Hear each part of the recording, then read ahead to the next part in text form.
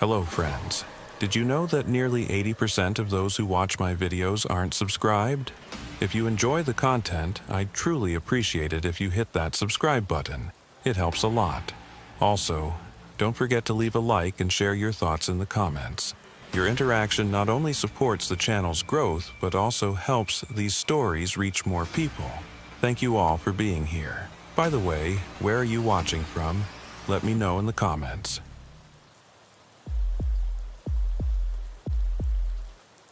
I've been working the northern Manitoba sector for the Canadian Border Services Agency going on 6 years now, and I can tell you without hesitation that the stretch of border between us and North Dakota in the dead of winter is one of the loneliest places on God's green earth. Most people think border work means checking passports at busy crossings, maybe running license plates through the system, dealing with the occasional smuggler trying to hide cigarettes in a spare tire. That's the stuff you see on TV, the polished version with dramatic music and clever one-liners. The reality of rural border enforcement is something else entirely. It's endless miles of frozen prairie that stretches out so far you can't tell where the ground ends and the sky begins. Isolated checkpoints that see maybe 3 vehicles a week, and winter nights so quiet you can hear your own heartbeat echoing inside your patrol vehicle. My name is Holden Merritt, and for the past 18 months I've been assigned to what we call Sector 7 West. That's agency speak for roughly 240 square miles of mixed terrain, most of it wilderness punctuated by the occasional farm road or snowmobile trail that crosses the international line. The locals up here are sparse and tend to keep to themselves. You get the odd hunting camp, a few homesteads where families have been scratching out a living for generations, and not much else. During the summer months, the work is almost peaceful. You drive your route, check the remote camera stations, make sure nobody's using the back roads to run guns or drugs north into Canada. But winter changes everything.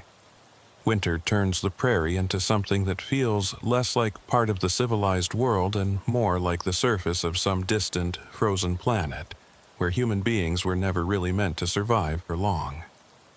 My partner for the past year has been a guy named Colby Rourke. Colby's one of those people who seems built for this kind of work. He grew up in northern Saskatchewan, spent his teenage years trapping and hunting with his grandfather, and he's got this calm, unshakable demeanor that makes him easy to work with even during the long stretches of silence that come with overnight patrols. Most rookies can't handle the isolation. They last maybe 6 months before requesting a transfer to one of the busier sectors down south, where there's at least some semblance of normal human activity.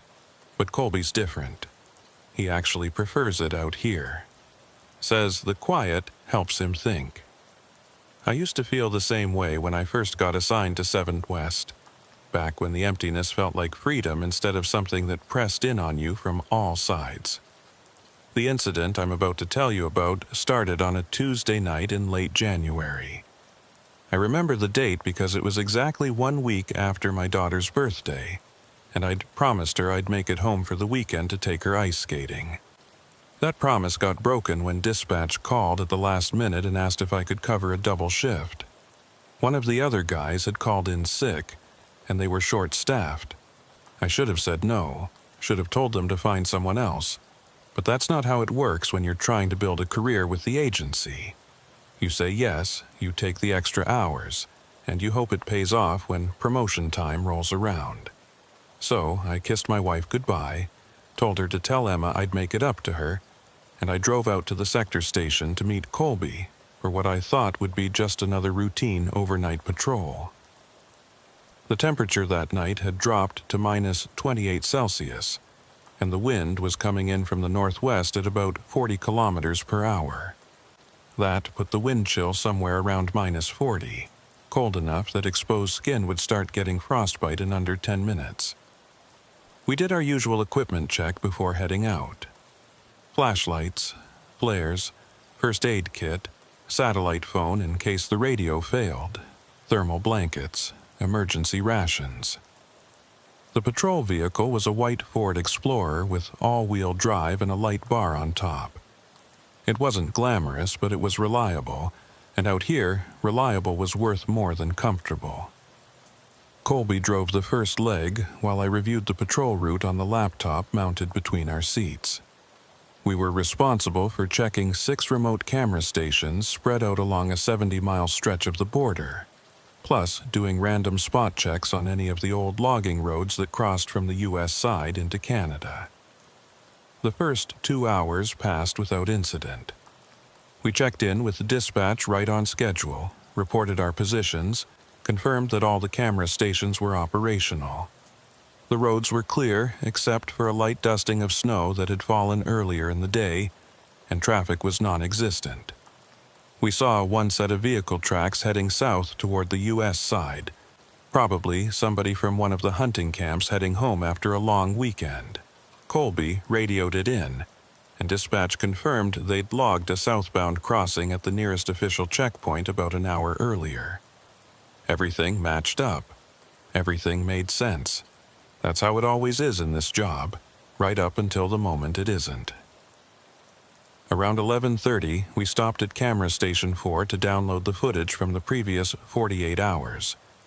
These stations are basically just weatherproof boxes mounted on poles about 15 feet off the ground, equipped with motion-activated cameras that record anything moving within about 200 yards of the border. Most of what they capture is wildlife. Deer, moose, the occasional wolf pack.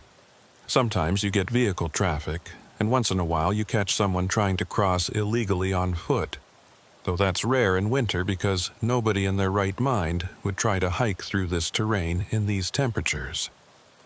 Colby climbed up the access ladder while I stood below with the laptop, and we went through the standard procedure. He pulled the memory card, handed it down to me, and I plugged it into the laptop to review the footage while he replaced it with a fresh card. That's when I saw the footprints for the first time. They were visible on the camera footage from the previous night, time-stamped at 02:47. The video showed a figure walking from south to north, crossing the border in the middle of an open field about 100 yards west of the camera position. The motion sensor had triggered the recording, and the infrared night vision gave everything that flat, colorless quality that makes the world look like it's made of ash and shadow. The figure was humanoid, moving at a steady walking pace, but the distance and the quality of the footage made it impossible to make out any details. Could have been male or female, young or old. All I could tell for certain was that it was a person, alone, crossing the border on foot in the middle of a January night when the temperature was well below freezing. I called Colby down from the ladder and showed him the footage. He watched it twice, his expression never changing, and then he looked out toward the field where the crossing had occurred. The wind had picked up since we'd arrived, and loose snow was skittering across the frozen ground in thin white sheets that looked like ghosts racing across the prairie. I asked him what he thought, and he said what I was already thinking. We needed to check it out. Even if the person had made it to the Canadian side and was long gone by now, we were obligated to investigate any illegal border crossing. That was the job. That was what we got paid to do. We drove the Explorer as close as we could get to the location shown in the video, parking on the shoulder of the access road about 50 yards from where the figure had crossed. I grabbed one of the heavy-duty flashlights from the back while Colby pulled on his insulated gloves and checked the battery level on his own light. The wind was brutal out there in the open, cutting through our winter gear like it wasn't even there. I could feel my face going numb within seconds of stepping out of the vehicle.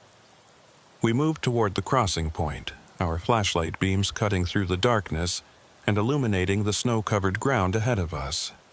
That's when we found the tracks.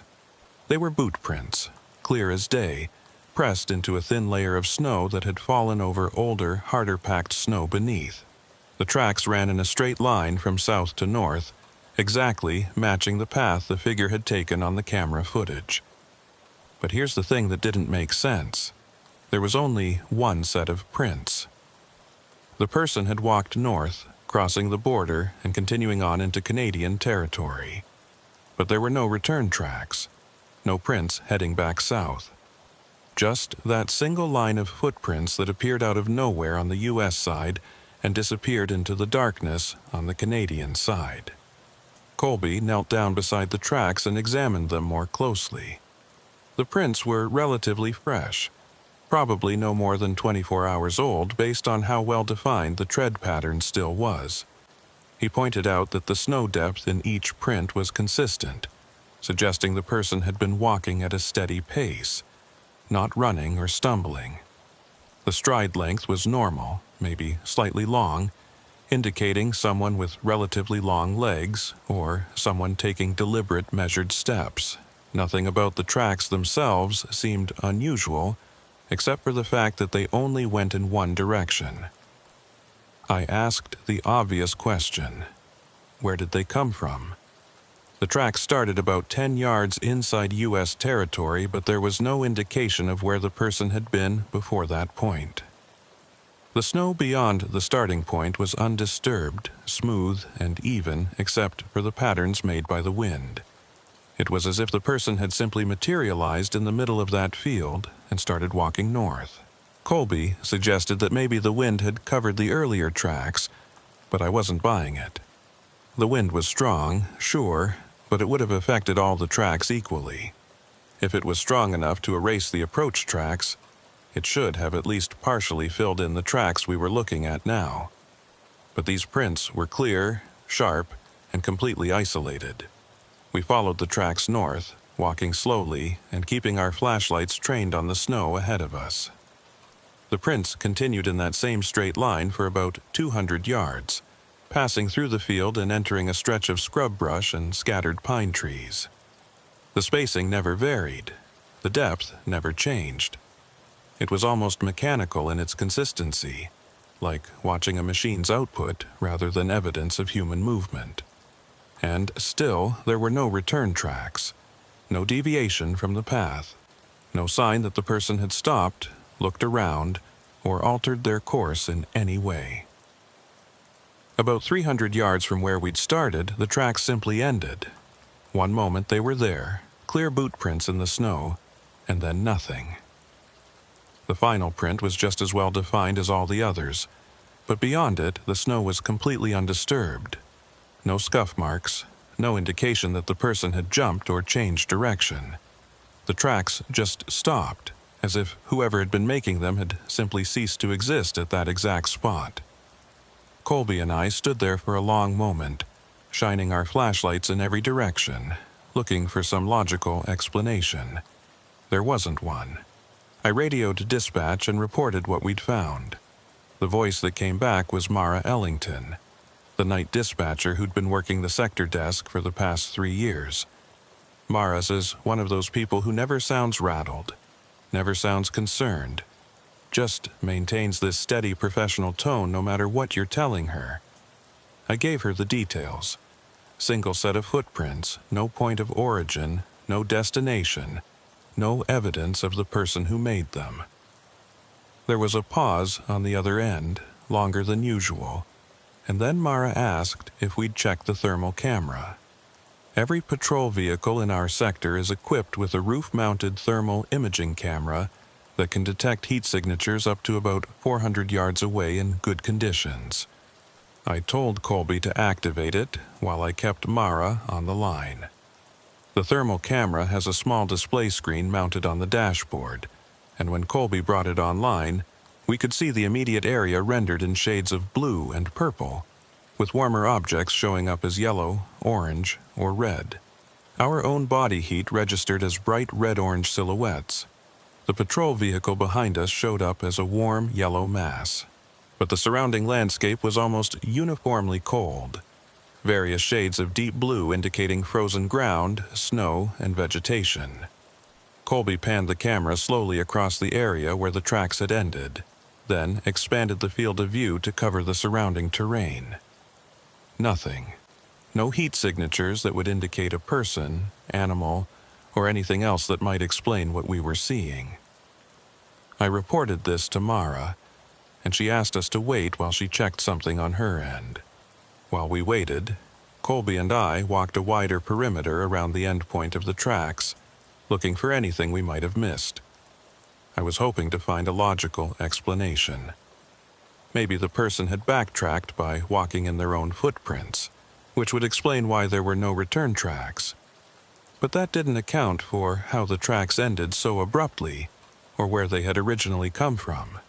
And it definitely didn't explain why someone would be out here in the middle of the night in sub-zero temperatures, walking across an empty field, and then apparently vanishing into thin air. Mara came back on the radio after about 5 minutes. She said she'd reviewed the automated crossing logs from all the official checkpoints in our sector for the past 48 hours, and there were no records of anyone matching a general description entering Canada on foot during that time period. She'd also checked with U.S. Border Patrol on the Dakota side, and they had no reports of missing persons or unusual activity in the area. As far as the official record was concerned, nobody had crossed the border anywhere near our location. But the tracks were right there in front of us, physical evidence that somebody had done exactly that. We spent another 20 minutes documenting everything.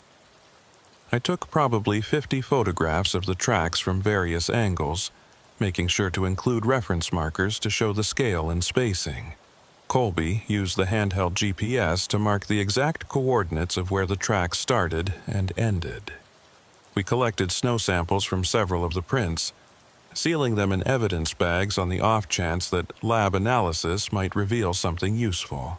It was standard procedure, the kind of thing you do because it's in the manual, even though you know it probably won't lead anywhere. When we were finished, we headed back to the patrol vehicle and sat inside for a few minutes, letting the heater thaw out our hands and faces while we tried to make sense of what we'd found. Colby's theory was that we were looking at evidence of human trafficking, someone running people across the border illegally, using remote locations and bad weather as cover. It was possible, I suppose. The tracks could have been made by someone being smuggled into Canada, though that didn't explain the lack of return tracks or where the person had come from. And human traffickers don't usually operate alone in the middle of nowhere in January. They use vehicles, established routes, safe houses. What we'd found didn't fit that pattern, but it didn't fit any pattern I was familiar with.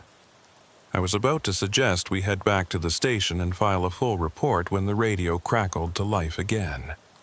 It was Mara, and this time there was something different in her voice. Not quite concern, but close. She said she'd just received an automated alert from Camera Station 7, which was about 12 miles east of our current position. The motion sensor had been triggered 4 minutes ago, and the footage showed a figure crossing the border from south to north. Same general time of night. Same basic movement pattern. I asked her if she could send us the footage, and she said she was uploading it to our vehicle's computer right now.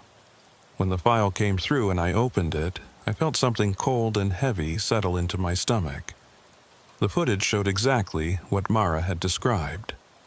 A lone figure, walking at a steady pace, crossing from the U.S. side into Canada. The timestamp read 23:47, which was less than 5 minutes ago. But what made my hands start shaking slightly as I held the laptop wasn't the figure itself. It was the way it moved. That same mechanical consistency, that same measured stride. And when I zoomed in on the best frame I could get, I saw something that made absolutely no sense. The figure appeared to be wearing the same kind of boots that had made the tracks we'd just been examining. I couldn't be certain, but the tread pattern looked identical. Colby saw it too. He didn't say anything, just put the Explorer in gear and started driving toward Camera Station 7. We both knew what we were thinking, even though neither of us wanted to say it out loud. Whoever or whatever had made those first tracks might be making new ones right now, 12 miles to the east. And if we hurried, we might be able to catch up to them before they disappeared again. The drive took us about 15 minutes, following a series of access roads that wound through increasingly dense forest. The temperature had dropped another few degrees, and ice was forming on the inside of the windshield despite the heater running at full blast. Neither of us spoke during the drive. I kept reviewing the footage on the laptop, trying to spot some detail I might have missed, some clue that would make everything make sense, but there was nothing. Just that figure, walking steadily north, moving with a purpose I couldn't begin to understand. We reached camera station 7 at 0004. The station was located on the edge of a clearing, surrounded by pine trees that were so heavily laden with snow they looked like they might collapse under the weight. I grabbed the flashlight and climbed out of the vehicle, and Colby was right behind me. The wind was even worse here, funneling through the trees and creating this low moaning sound that set my nerves on edge. We moved toward the location where the figure should have crossed, our lights cutting through the darkness and illuminating the snow-covered ground. And there they were, fresh tracks, boot prints, clear and sharp, running in a straight line from south to north. The exact same pattern we'd found at the first location, but this time, something was different. These tracks were still being made. I could see where the snow at the edge of the most recent print was still settling, still collapsing inward slightly as it adjusted to the compression. Whoever had made these tracks had been here within the past few minutes. They couldn't have gotten far. Colby pulled out his flashlight and swept the beam across the clearing, and I did the same. The twin beams of light moved across the snow, across the trees, across the shadows that seemed to gather in thick pools wherever the light didn't quite reach. Nothing, no movement, no heat signatures on the thermal camera, no sound except for the wind and the creaking of ice-laden branches. I called out, identifying ourselves as Border Patrol and requesting that whoever was out here show themselves. My voice sounded small and insignificant against the vast emptiness of the winter night. There was no response. We followed the tracks into the tree line, moving slowly and staying close together. The forest was thick here. The trees packed close enough that the snow beneath them was thinner, protected from the worst of the weather by the canopy overhead. The tracks continued in that same straight line, weaving between trees but never deviating from their northward path. And then, about 100 yards into the forest, they ended again. Just like before, one final boot print, sharp and clear, and beyond it, nothing but undisturbed snow. I stood there staring at that final print, my mind refusing to accept what my eyes were telling me. This wasn't possible.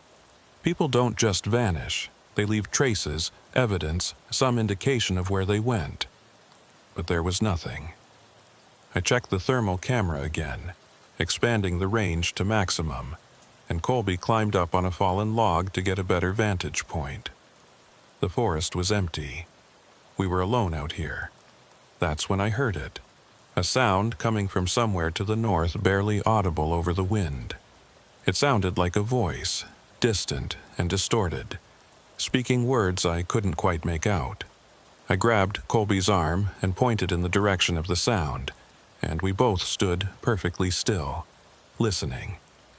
It came again, slightly clearer this time. A single word, repeated over and over, carried on the wind like a message being transmitted across some vast distance. The word was late. Someone or something out there in the darkness was saying late, and the voice had a quality to it that made my skin crawl. It wasn't quite human. Too flat, too emotionless, like hearing a recorded message played back at slightly the wrong speed. I reached for the radio on my belt and was about to call it in to Mara when the static burst from the speaker made me jump. The radio had been silent except for the occasional check-in, but now it was crackling with interference, producing this rhythmic pattern of static that almost sounded like speech. And then, cutting through the static, I heard Mara's voice, but it wasn't responding to me. The transmission came through broken and fragmented, pieces of words separated by bursts of white noise. You're late, and then more static, and then silence. I pressed the transmit button and tried to respond, asking Mara to repeat her last message. Nothing. The radio was dead air. Colby tried his radio with the same result. We were standing in the middle of a frozen forest, following footprints that appeared and disappeared without explanation, listening to voices that shouldn't exist, and our communication with the outside world had just been severed by interference that made no logical sense. I made the decision right then that we needed to get back to the vehicle and return to the station. Whatever was happening out here, we weren't equipped to deal with it. This had gone beyond a simple illegal border crossing. This was something else entirely, something that made every instinct I had scream at me to leave this place and not look back. Colby agreed without argument, and we turned to head back the way we'd come. That's when we saw the new tracks. They were running parallel to our own footprints, about 10 feet to the west. Boot prints, the same size and tread pattern as the ones we'd been following. But these were different. These tracks hadn't been there when we'd walked into the forest. I was certain of it. We'd been careful, methodical, watching the ground ahead of us with our flashlights. There's no way we could have missed a second set of tracks running alongside our path. But there they were, clear as day, as if someone had been walking next to us the entire time, matching our pace, staying just out of sight in the darkness between the trees. We ran. I'm not ashamed to admit it. We turned and ran back toward the patrol vehicle, our flashlights bouncing wildly as we crashed through the underbrush and jumped over fallen logs. Behind us, I could hear something else moving through the forest. Not running, not even hurrying. Just walking at that same steady, measured pace. The sound of boots crunching through snow, keeping perfect rhythm, getting neither closer nor farther away no matter how fast we moved. We reached the Explorer and threw ourselves inside, slamming the doors and locking them in one synchronized motion. Colby started the engine while I grabbed the laptop and tried to establish a connection with dispatch. The radio was still dead, but the satellite link was working. I pulled up the communication interface and started typing out a message to Mara, trying to explain what we'd encountered while Colby threw the vehicle into reverse and backed us away from the tree line.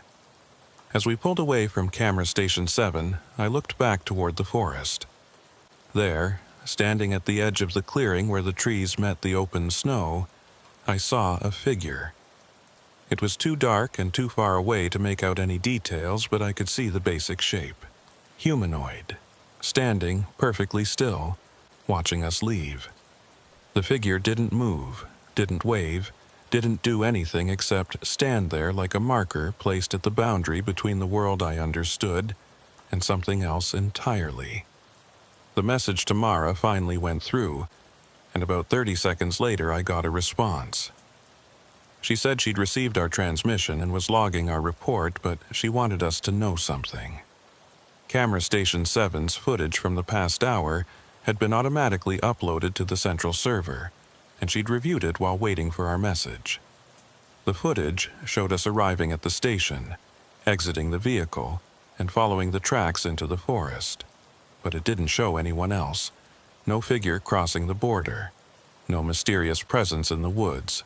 Just us, alone in the clearing, our flashlights cutting through the empty darkness. According to the official record, there was nothing out there except 2 border patrol officers chasing shadows.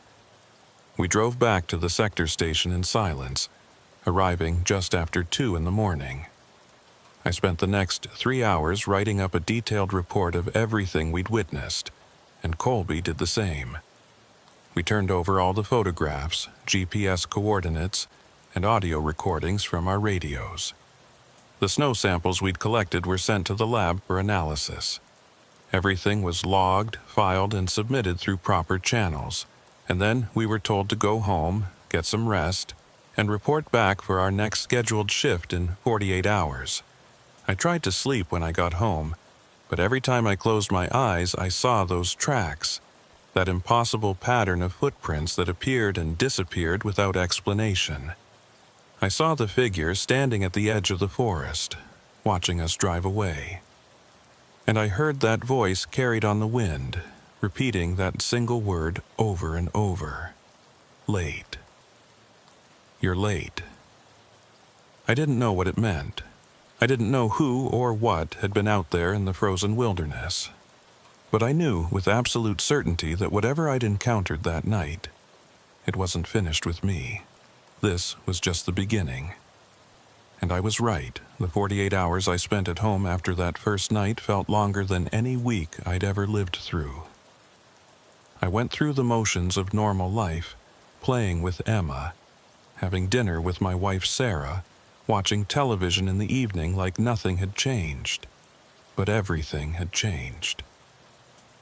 I couldn't stop thinking about those footprints, about that figure standing at the edge of the forest watching us drive away. Every time I closed my eyes, I saw that endless line of boot prints stretching across the snow, leading nowhere and coming from nowhere.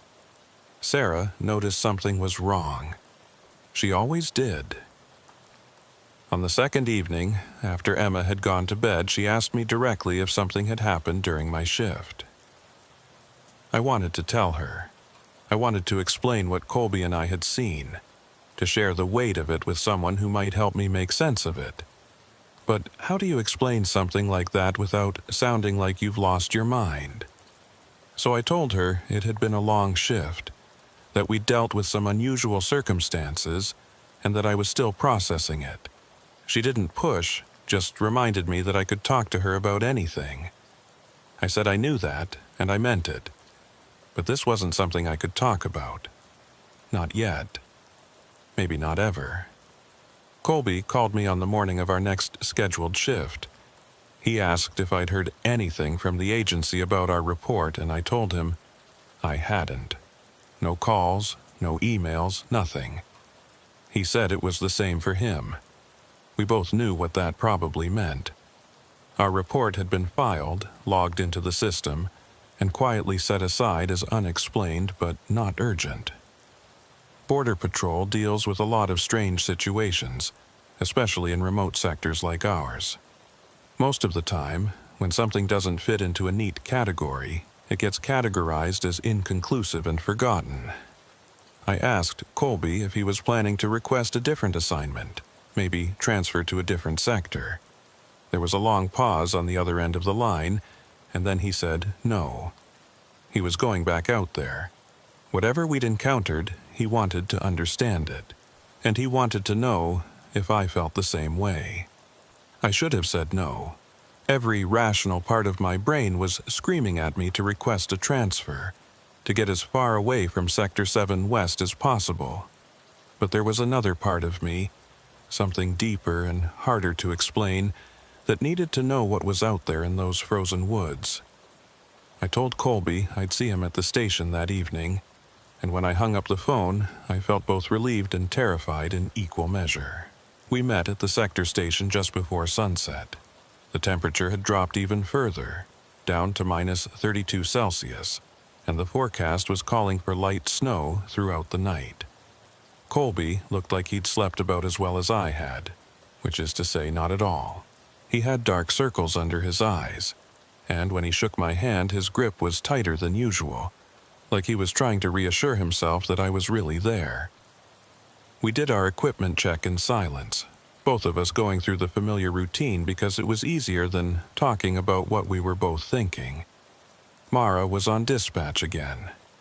When we radioed in to confirm we were starting our patrol, she acknowledged with her usual professional tone, but then added something unexpected.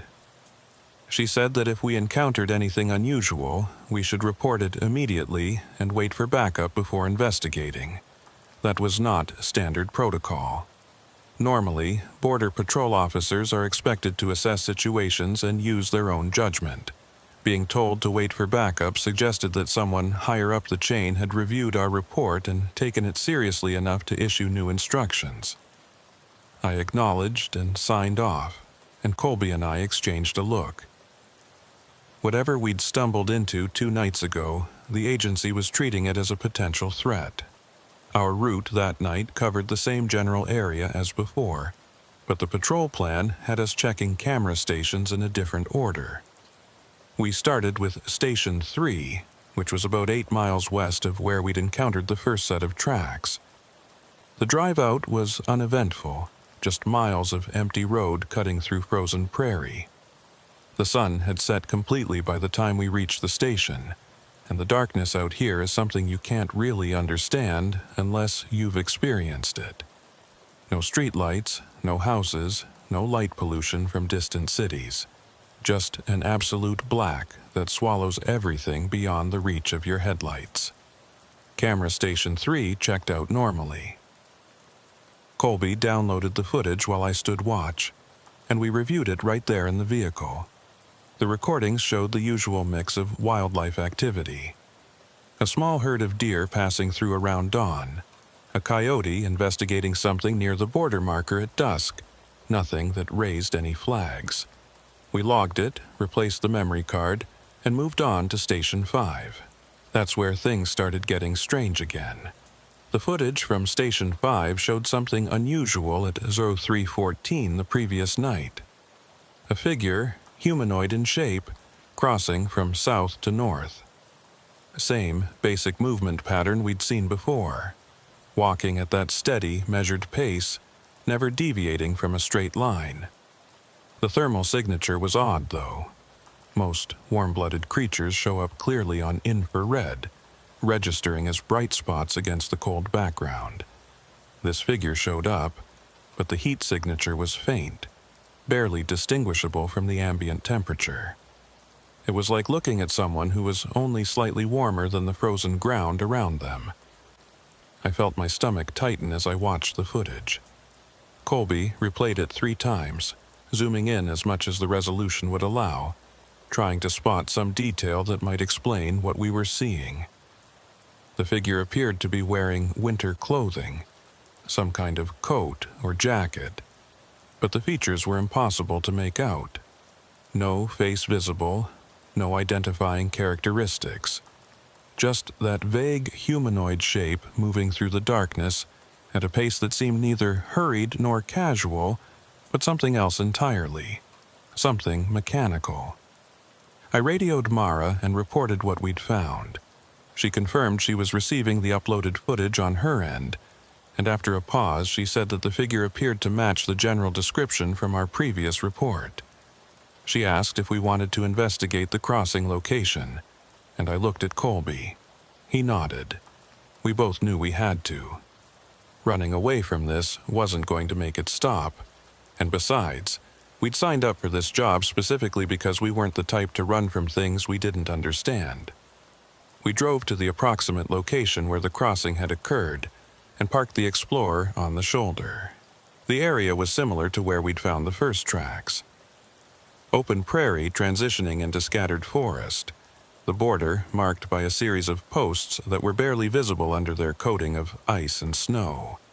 I grabbed the flashlight and thermal camera while Colby checked his sidearm and made sure the radio was clipped securely to his belt. We both knew the radio might not work if things went the way they had before, but having it there was at least psychologically comforting. The tracks were exactly where we expected them to be. Fresh boot prints running in a straight line from south to north, pressed into snow that had fallen within the past 24 hours. The tread pattern was identical to what we'd documented before, and just like before, there was only one set of prints. No approach tracks, no return tracks, just that single impossible line of footprints that started in the middle of nowhere and led into the darkness ahead. We followed them, moving slowly and keeping our flashlights trained on the ground. The prints led us across the open prairie for about 200 yards, then into a stand of pine trees where the snow was thinner and the tracks became slightly harder to follow. Colby was using the thermal camera to scan ahead of us, checking for any heat signatures that might indicate we weren't alone out here. The screen showed nothing but cold blues and purples. The forest was empty except for us. The tracks continued for maybe another 100 yards, weaving between trees but maintaining that same northward trajectory. And then just like before, they ended. One final boot print, and beyond it, nothing but undisturbed snow. I stood there staring at it, my breath forming clouds in the freezing air, and I felt a wave of frustration wash over me. This didn't make sense. None of it made sense. People don't just disappear in the middle of taking a step. There has to be an explanation, some detail we were missing, some piece of evidence that would tie everything together. That's when Colby grabbed my arm and pointed back the way we'd come. I turned and looked, following the direction of his flashlight beam. There, running parallel to our own tracks about 15 feet to the east, was another set of boot prints. Fresh prints, the same size and pattern as the ones we'd been following. They ran alongside our path all the way back to where we'd entered the forest, perfectly matching our route step for step.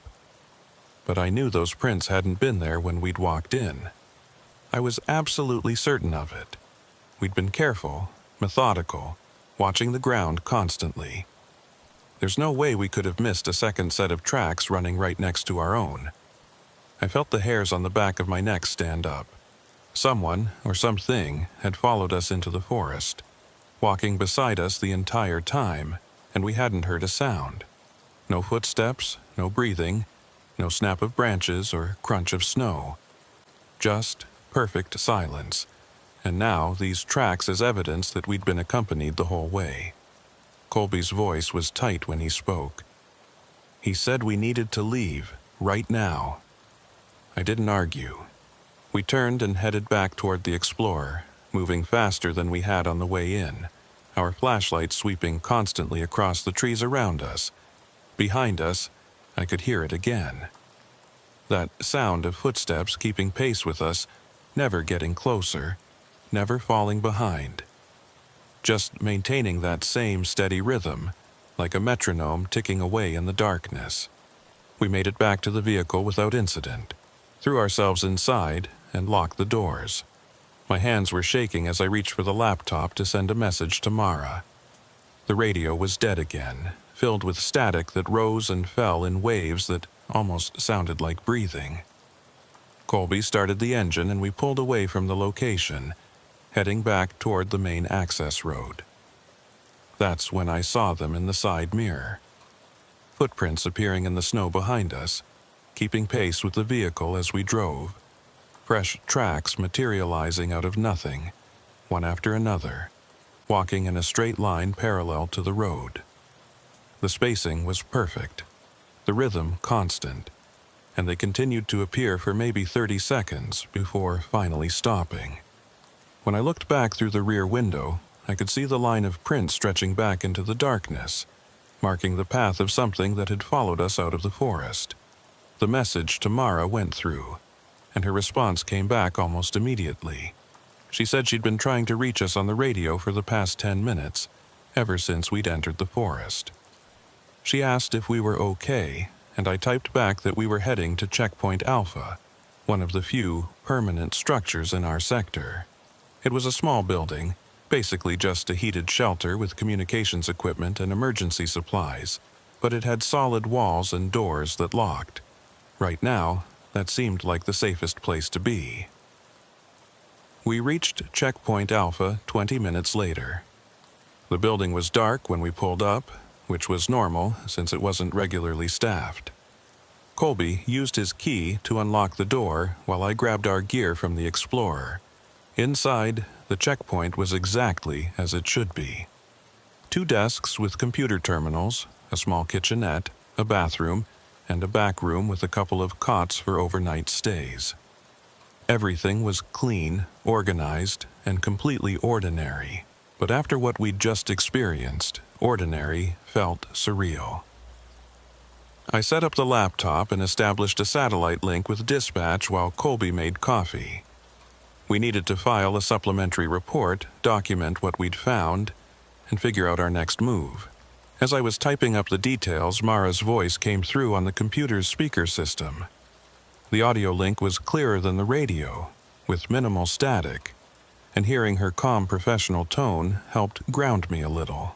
She confirmed she'd received our preliminary report and said that our supervisor wanted us to maintain position at Checkpoint Alpha until morning. No more patrol tonight, just stay put and wait for daylight. That should have been a relief, but instead it made me more nervous. Telling us to stop the patrol meant someone in the chain of command thought there was a real threat out there. And if that was the case, why weren't they pulling us out completely? Why leave us sitting in this isolated checkpoint in the middle of nowhere? Colby must have been thinking the same thing because he asked Mara directly if backup was being sent. There was a pause, longer than usual, and then she said that a decision would be made once our supervisor reviewed the full report. In the meantime, we should rest and maintain radio contact. I didn't like the sound of that, but arguing with dispatch wasn't going to accomplish anything. We acknowledged and signed off. The next few hours were some of the longest of my life. Colby and I took turns trying to sleep on the cots in the back room, but neither of us managed more than a few minutes at a time. Every sound seemed amplified in the silence of the checkpoint. The wind rattling the windows, the building settling, the hum of the heating system cycling on and off. Normal sounds that took on sinister qualities when you were sitting in an isolated building surrounded by frozen wilderness, knowing that something impossible was walking around out there in the darkness. Around 4 a.m, I was sitting at one of the desks reviewing the footage from the various camera stations when I noticed something odd. The cameras were equipped with internal clocks that time-stamped every recording, and those clocks were synchronized with the agency's central server to ensure accuracy. But when I pulled up the footage from Station 5, the one that had captured the figure crossing at 0314, I noticed something that didn't make sense. The timestamp showed 0314, but the metadata embedded in the file showed it had been recorded at 0214. An hour difference. I called Colby over and showed him. He checked the settings on the laptop, thinking maybe there was a time zone issue or a glitch in the display, but everything was configured correctly. The camera's internal clock was showing one time, but the actual recording had been made an hour earlier. I pulled up the footage from Station 3, which we'd checked first that night, and found the same discrepancy. Every recording had a timestamp that was exactly 1 hour ahead of when it had actually been captured. This wasn't a simple technical glitch. Camera systems don't spontaneously add an hour to their timestamps. Someone or something had deliberately altered the clocks, or the cameras themselves were malfunctioning in a very specific and unusual way. But why? What possible purpose would it serve to change the time on remote border cameras?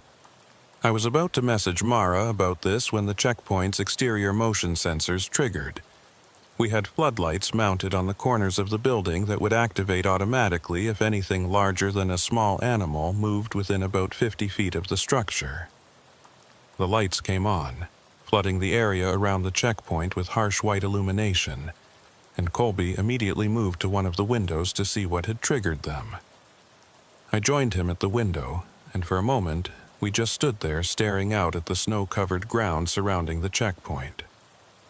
The floodlights revealed a perfectly ordinary winter scene. Snow, ice, a few scattered trees at the edge of the clearing. Nothing moving, nothing that would explain why the sensors had activated. And then I saw them. Footprints. They ran in a circle around the entire checkpoint, a continuous loop of boot prints pressed into fresh snow. The same tread pattern we'd been seeing all night, that same measured spacing between each print.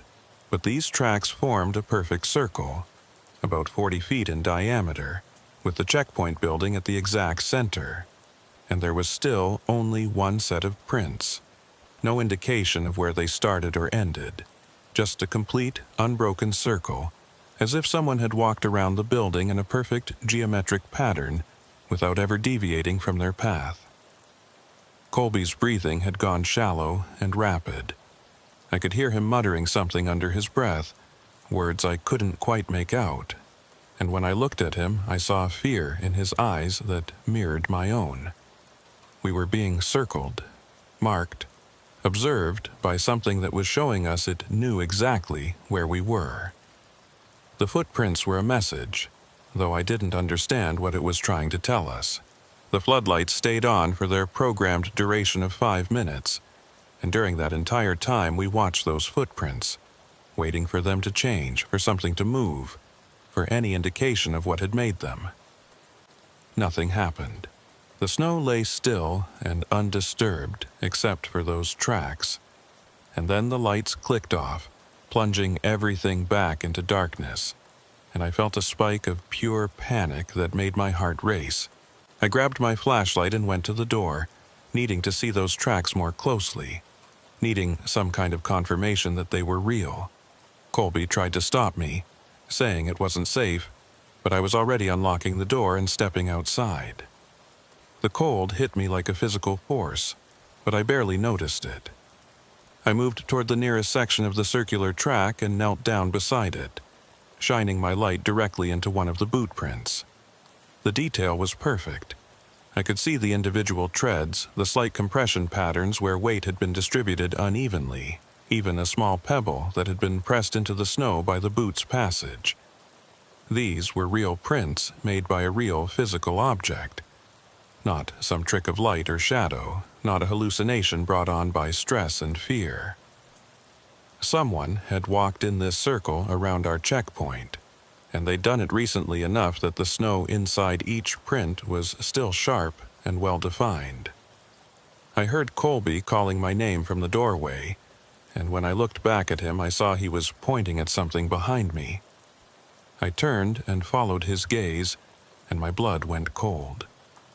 There, standing at the edge of the tree line about 100 yards from the checkpoint, was a figure, too dark and too distant to make out details, but clearly humanoid in shape, just standing there, perfectly still, watching us. I stood up slowly, keeping my flashlight trained on the figure, but the beam didn't reach that far. I could see the vague outline, the suggestion of a human form, but nothing more. I called out, identifying myself as Border Patrol, and requesting that whoever was out there make themselves known. My voice sounded weak and insubstantial against the vastness of the frozen landscape. There was no response. The figure didn't move, didn't react, just continued to stand there like a statue carved from shadow. Colby had his sidearm out now, not pointed at the figure but held ready at his side. He called out as well, his voice steadier than mine, repeating the identification and adding that we were armed. Still no response. We stood there in a standoff that couldn't have lasted more than 30 seconds, but felt like an eternity. 2 Border Patrol officers facing something in the darkness that refused to acknowledge our authority or our presence. And then, without any warning or transition, the figure was gone. Not walking away, not retreating into the trees. Just gone. As if it had been erased from existence between one moment and the next. I swept my flashlight across the tree line, searching for any sign of movement. But there was nothing. The forest was empty again. We went back inside the checkpoint and locked the door. I messaged Mara immediately, describing what we'd seen, and her response came back with uncharacteristic speed. She said she was contacting our supervisor right now and that we should sit tight. Backup was being dispatched and should reach us within the hour. Just stay inside, keep the doors locked, and maintain communication. That hour felt like the longest wait of my life. Colby and I sat at the desks, watching the windows, jumping at every sound. The circular footprints remained visible in the floodlight's range whenever the motion sensors triggered, which they did every few minutes as the wind shifted snow and branches around.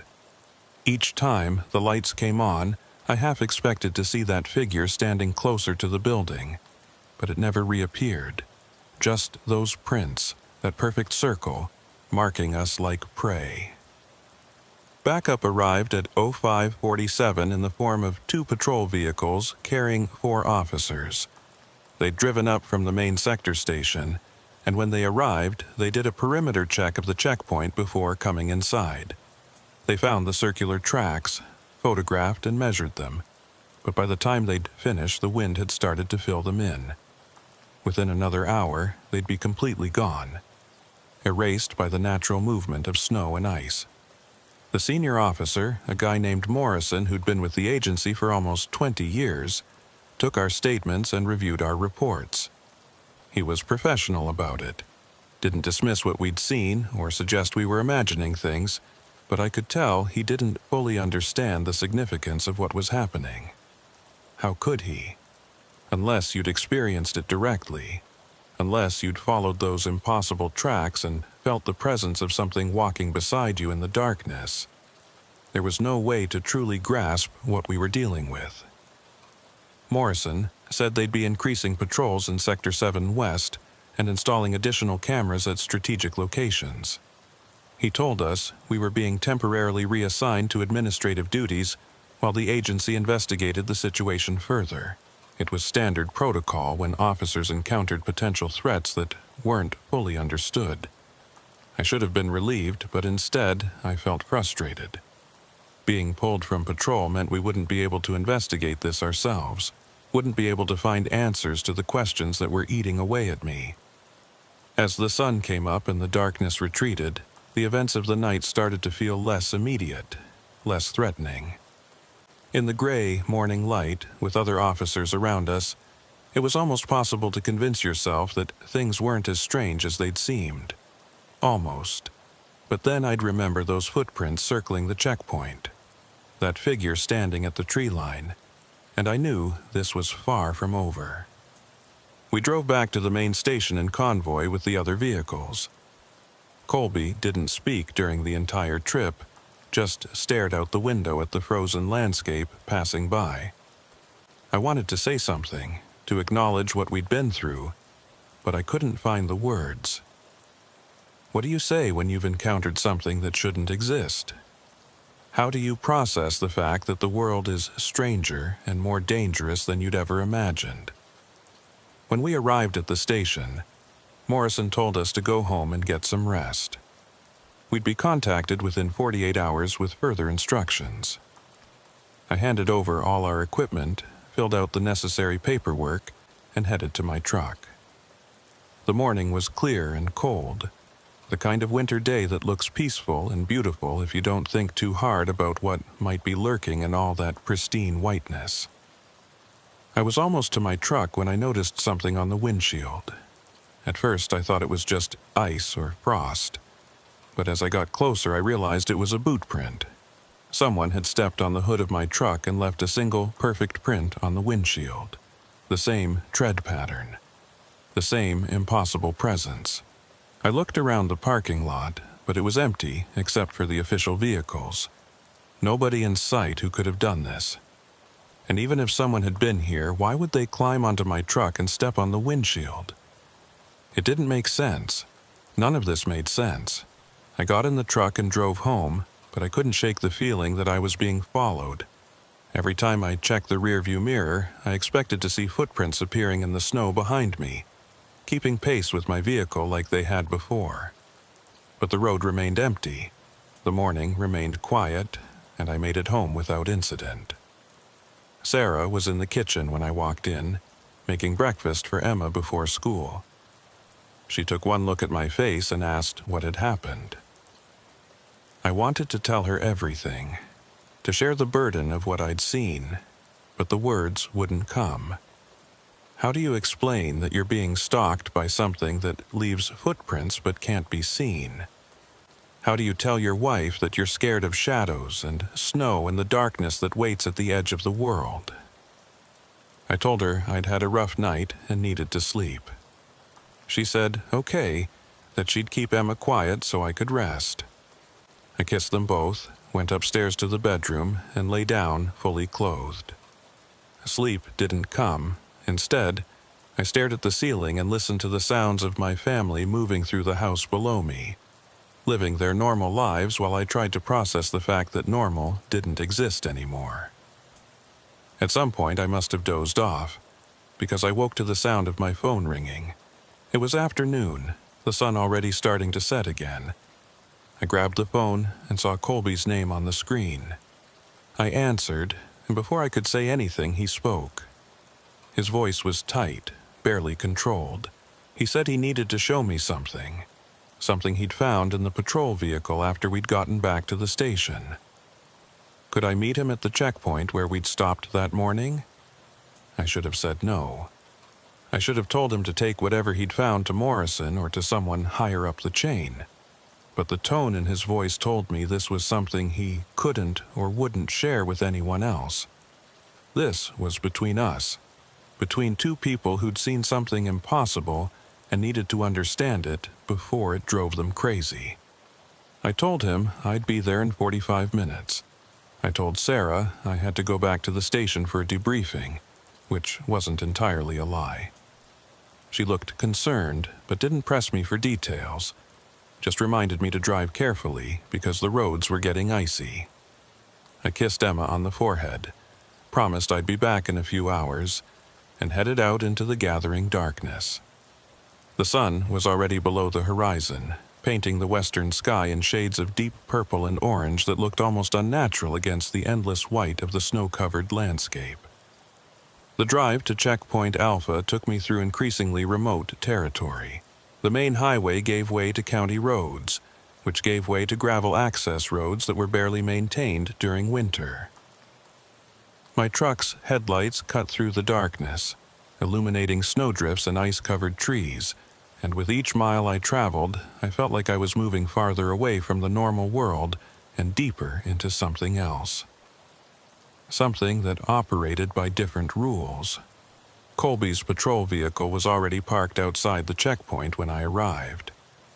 The building's lights were on, warm yellow rectangles against the darkness, and I could see his silhouette moving behind one of the windows.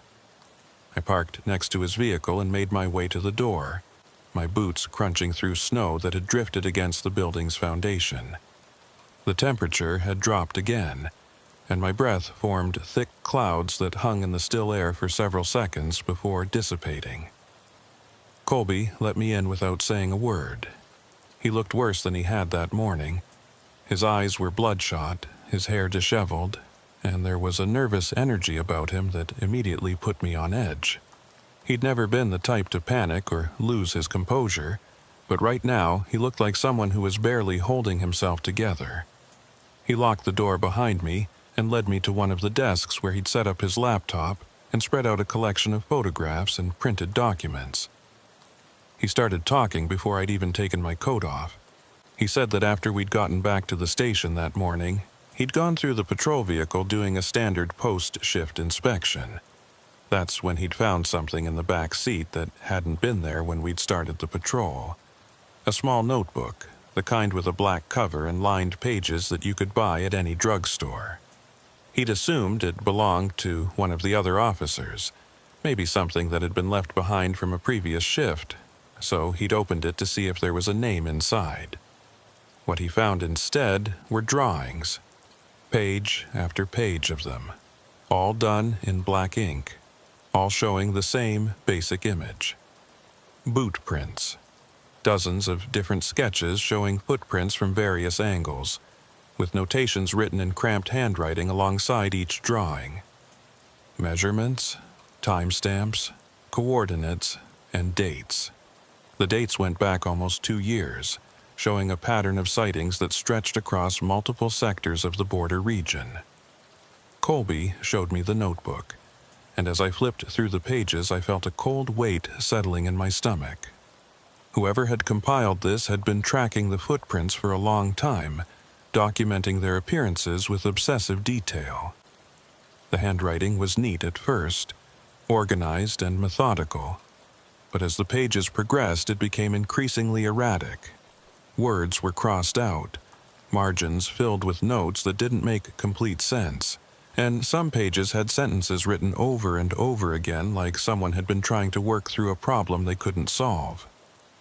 One phrase appeared repeatedly throughout the later pages, always underlined multiple times. "They're always late." I didn't understand what it meant, but seeing it written over and over in that deteriorating handwriting made something in my chest tighten with fear. I asked Colby if there was a name in the notebook, any indication of who it belonged to. He turned to the first page and showed me. Written in neat block letters at the top of the page was a name I recognized immediately. Agent Marcus Webb. He'd been a Border Patrol officer in Sector 7 West until about 8 months ago when he'd requested a transfer to a different region. The official reason given was family obligations, but there had been rumors among the other officers that Webb had experienced some kind of breakdown. I'd never worked directly with him, but I remembered him as a quiet, competent officer who kept to himself and never caused problems. Colby said he'd tried calling Webb's old number, but it had been disconnected. He'd checked with HR and found that Webb had left the agency entirely. No forwarding address, no indication of where he'd gone. It was like he'd simply vanished, taking with him whatever knowledge he'd accumulated about the footprints, and leaving behind only this notebook as evidence that he'd been investigating the same phenomenon we were now dealing with. I sat down at the desk and started reading through the notebook more carefully, trying to extract meaning from the increasingly chaotic notes. Webb had been methodical in the beginning, recording each sighting with precise coordinates and timestamps. The pattern that emerged was disturbing. The footprints appeared at irregular intervals, sometimes multiple times in a single week, sometimes going dormant for months before appearing again. They showed up at different locations across the sector, but always following the same basic pattern. Single tracks, no point of origin, no destination, and always moving north. But it was the later entries that really unsettled me. Webb had started making connections, drawing lines between sightings that suggested some kind of intelligence behind the pattern. He'd noted that the footprints often appeared near sites where unusual incidents had been reported. Missing persons cases that were never solved. Vehicles found abandoned with no explanation. Electronic equipment that failed without obvious cause. He'd documented at least 17 such incidents over an 18-month period, and in each case the footprints had been found nearby within days of the event. One entry, dated about 3 weeks before Webb's transfer request, was particularly disturbing. He'd written about following a set of tracks into the forest and finding a clearing where the snow had been disturbed in a circular pattern, similar to what Colby and I had seen around the checkpoint. But in the center of that circle, Webb had found something else. He'd drawn a sketch of it in the notebook. It looked like a series of symbols or marks pressed into the snow, geometric patterns that didn't correspond to any language or notation system he recognized. He'd photographed them, but when he tried to review the photos later, every file was corrupted. The camera's memory card had somehow been completely wiped. The final entry in the notebook was dated the day before Webb submitted his transfer request. Just one sentence, written in handwriting that was barely legible.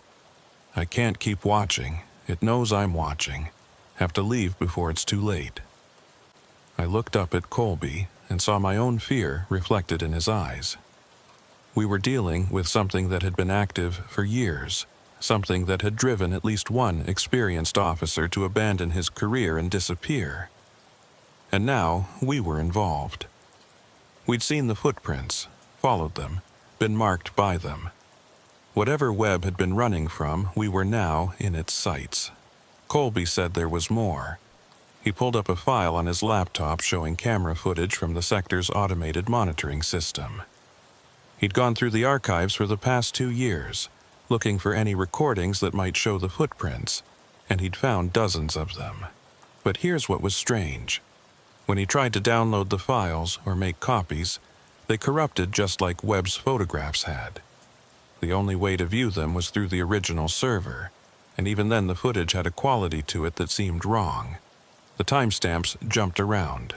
The images sometimes froze or pixelated, and in several recordings there were frames that showed something that shouldn't have been possible. He showed me one clip in particular. It was from Camera Station 2, recorded about 6 months ago. The footage showed a figure crossing the border at night, following the same pattern we'd observed. But in this recording, if you advanced frame by frame, there were moments where the figure seemed to be in two places at once. One frame would show it at point A, the next frame would show it at point B about 50 yards away, with no transition between the two positions. It was like watching someone teleport, or like the footage itself was fragmenting reality. I asked Colby if he'd shown any of this to Morrison or anyone else at the agency. He shook his head. He said he'd been planning to, but then he'd received a message from an unknown email address that morning. The message was brief, just 3 sentences. "You're looking where you shouldn't. Some borders aren't meant to be enforced. Stop before you end up like Webb." We sat there in silence for several minutes, the weight of everything pressing down on us. This wasn't just about investigating unusual border activity anymore. We were caught up in something that had been going on for years, something that had claimed at least one career and possibly more. And whoever or whatever was behind it was aware of us, watching us, sending us messages through corrupted files and anonymous emails. I should have insisted we take everything to Morrison right then. Should have demanded that the agency bring in outside investigators, maybe even federal authorities who might have resources to deal with this kind of situation. But part of me knew it wouldn't matter. Webb had presumably tried going through official channels, and look where it had gotten him. The agency would file reports, launch an investigation, and ultimately come up empty, because they were trying to apply rational procedures to something that operated outside rational boundaries. That's when Colby told me about the recording. He said that earlier that afternoon, while he'd been going through Webb's notebook, he'd heard a sound coming from his patrol vehicle. A voice, faint but distinct, coming through the radio even though the vehicle was parked and the radio was turned off. He'd gone out to investigate and found the radio displaying activity on a frequency that wasn't part of the official Border Patrol channels. The transmission lasted about 15 seconds before cutting off, and he'd managed to record it using his phone. He pulled up the audio file on his laptop and played it for me. The quality was poor, filled with static and interference, but underneath the noise I could hear what sounded like a human voice speaking in a flat, emotionless monotone. The words were barely comprehensible, fragmented by bursts of static, but I managed to make out most of it. Patrol 17, Sector 7, you're late, always late, have to cross, have to reach. Before the border closes, you're late. And then it cut off, replaced by normal radio silence. Colby replayed it 3 times, and each time I felt my skin crawl a little more. That voice didn't sound human, not really. It had the right words and the right inflection, but there was something fundamentally wrong about it, like listening to a recording of human speech that had been digitally manipulated until it lost all warmth and emotion. I asked him if he'd tried responding to the transmission or if it had repeated. He said no to both. The frequency had gone dead after that single burst, and when he'd tried transmitting on it, there was no response, just empty air. But he'd written down the frequency and checked it against the agency's communication protocols. It wasn't registered to anyone. As far as the official records were concerned, that frequency didn't exist. We spent the next hour going through everything systematically, trying to piece together a coherent picture from Webb's notes, the camera footage, and our own experiences. A pattern started to emerge, though I wasn't sure I liked what it suggested. The footprints appeared to be following some kind of route, always moving north, always crossing the border at specific locations. Webb had mapped them, connecting the dots between sightings, and the resulting pattern formed a rough line that ran through Sector 7 West, passing through several points of interest.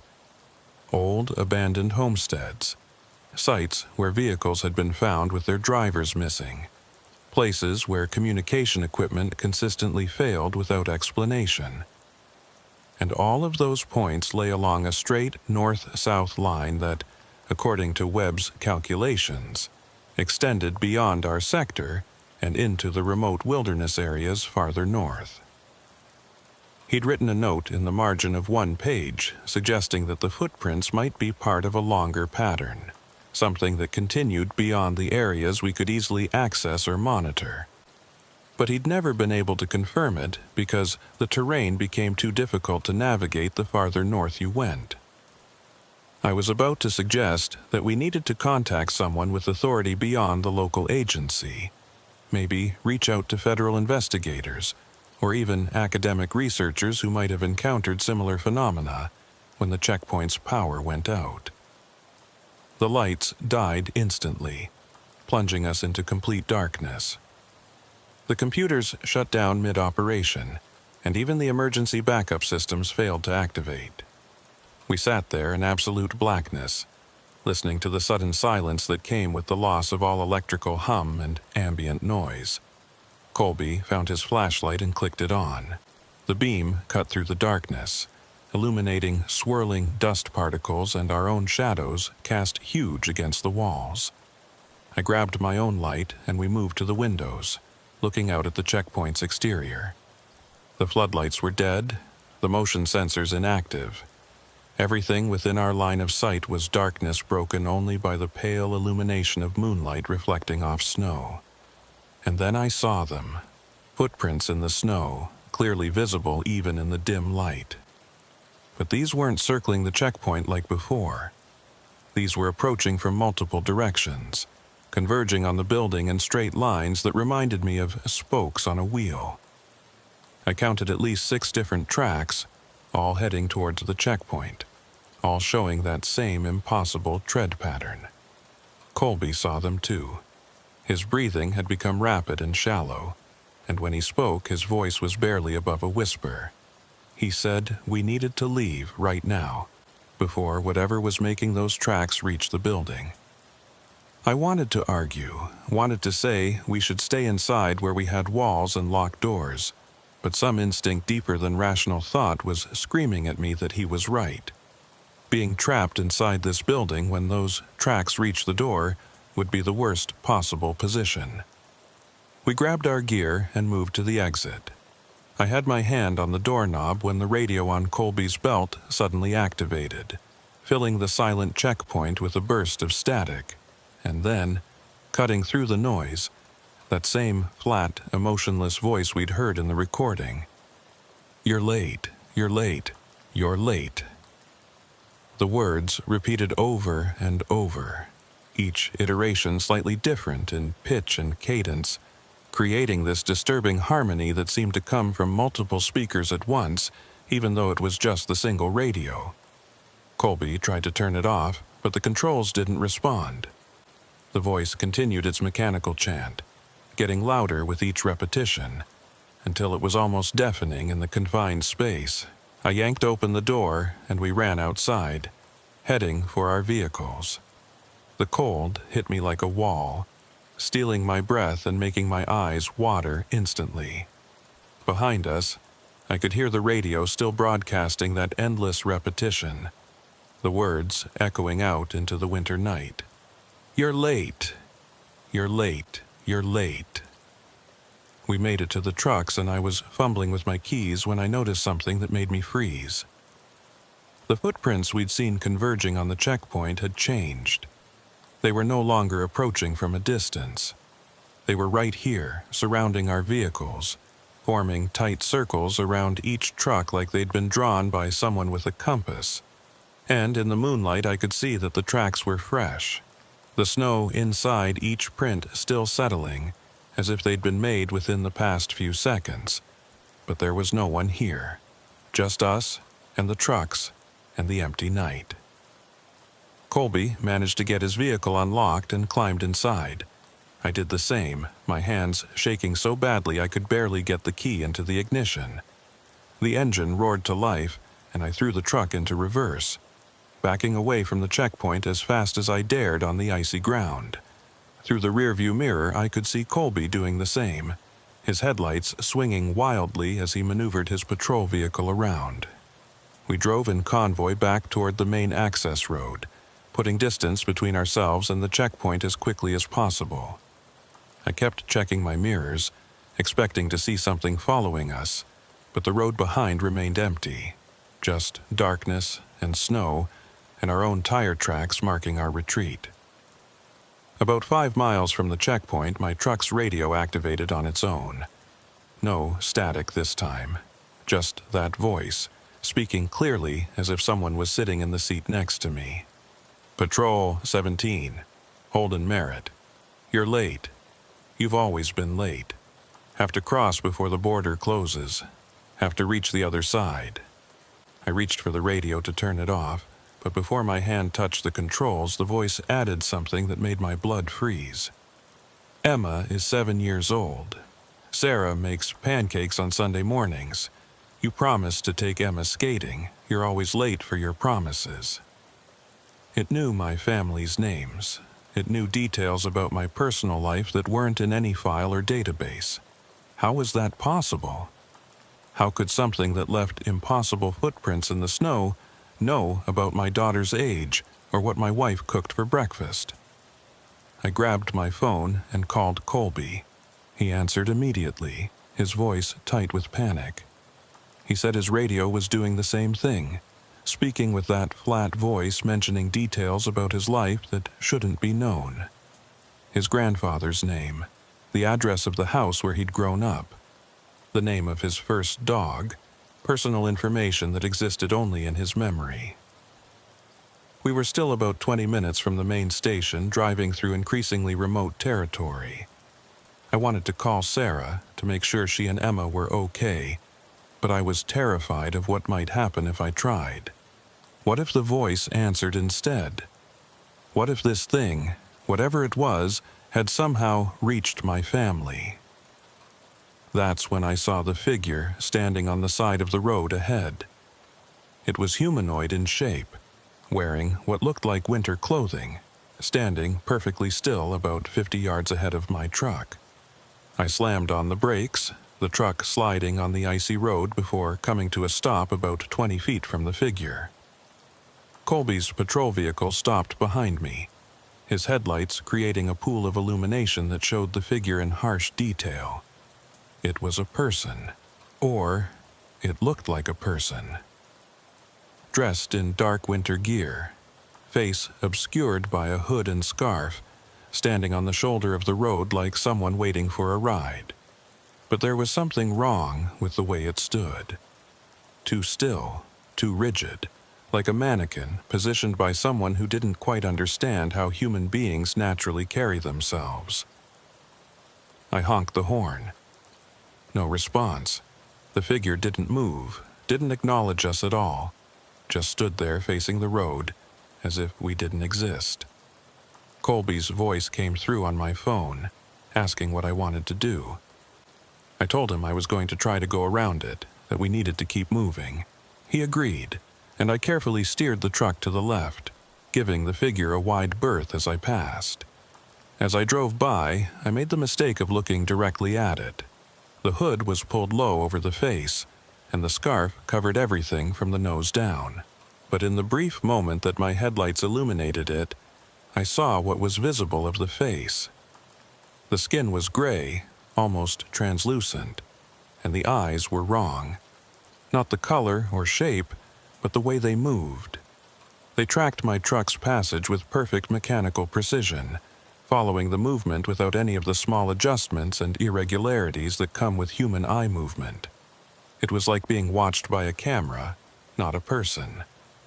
I accelerated past it and kept driving, my hands gripping the steering wheel so hard my knuckles ached. In the rearview mirror, I could see the figure still standing there, now facing in our direction, watching us drive away. And then between one glance and the next, it was gone. The side of the road was empty, as if it had never been there at all. Colby called again, his voice shaking. He said he'd seen it too, seen those eyes tracking us. He asked if I thought it was safe to keep driving, or if we should try to find somewhere to hole up until morning. I told him we needed to get to the main station. that being around other people was our best chance of staying safe. He didn't sound convinced, but he agreed to keep following me. The rest of the drive was a nightmare of mounting paranoia. Every shadow at the edge of the road looked like another figure waiting for us. Every time the headlights caught the reflective eyes of an animal in the trees, I half expected it to be something else, something impossible, watching us pass. The radio stayed silent, but that almost made it worse. The silence felt loaded, pregnant with the potential for that voice to return at any moment. We made it to the main sector station just after 8 p.m. There were 3 other vehicles in the parking lot, officers working the evening shift.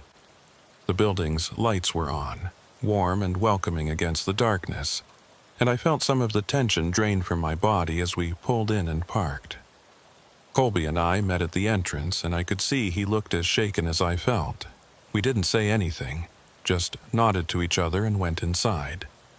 Morrison was in his office working on paperwork. When he saw us, his expression shifted from mild surprise to concern. He asked what we were doing here, reminded us that we were supposed to be on administrative leave. I started to explain, to tell him about the notebook and the recordings and the figure on the road, but the words came out jumbled and incoherent. I realized I sounded crazy, like someone having a breakdown, and I forced myself to slow down and organize my thoughts. Morrison listened without interrupting, his expression neutral. When I finished, he asked if we had the notebook with us. Colby said it was in his vehicle, and Morrison told him to go get it. While Colby was outside, Morrison asked me if I'd been sleeping okay, if I'd been under unusual stress lately. Standard questions to determine if an officer was experiencing psychological problems. I told him I was fine, that what we'd experienced was real and documented, not some stress-induced hallucination. Colby returned with the notebook and handed it to Morrison. He flipped through it, reading entries at random, his expression giving nothing away. When he reached the final page with Webb's last entry, he closed the notebook and set it on his desk. He said he'd look into it, that he'd contact former Agent Webb if possible, and try to verify the information. In the meantime, we should go home, get rest, and wait for further instructions. I tried to argue, to insist that this needed immediate attention, but Morrison cut me off. He said he understood our concerns, but there were proper procedures for this kind of thing. Making hasty decisions based on incomplete information would only make the situation worse. He promised he'd take our report seriously and conduct a thorough investigation. We just needed to trust the process. It was a polite dismissal, and we both knew it. Morrison was doing what any supervisor would do when faced with officers claiming to have encountered something impossible. Document everything, promise action, and quietly arrange for psychological evaluations. He didn't believe us. How could he? We barely believed it ourselves. We left the station and walked back to our vehicles. The parking lot was well lit and felt safe, but I couldn't shake the feeling that we were being watched from the darkness beyond the lights.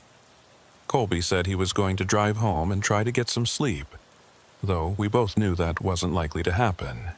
I told him to call me if anything unusual happened, and he promised he would. I sat in my truck for a few minutes before starting the engine, trying to process everything that had happened. Webb's notebook, the corrupted recordings, the voice on the radio that knew personal details about our lives, the figure on the road with those mechanical eyes. It all pointed to something beyond normal explanation, something that existed in the spaces between what we understood and what we feared. My phone rang. It was Sarah, asking where I was and when I'd be home. I told her I was on my way, that I'd be there in about 40 minutes. She said Emma had been asking about me, wondering when we could go ice skating like I'd promised. I felt a pang of guilt mixed with fear. That promise, the one the voice had mentioned. How did it know? How could something that existed in the frozen wilderness have access to the private conversations that happened in my home? I drove home through the darkness, checking my mirrors constantly, jumping at every set of headlights that appeared behind me. The radio stayed silent, which should have been comforting, but instead felt ominous, like a predator going quiet before it strikes. I made it home without incident and found Sarah and Emma in the living room watching TV together.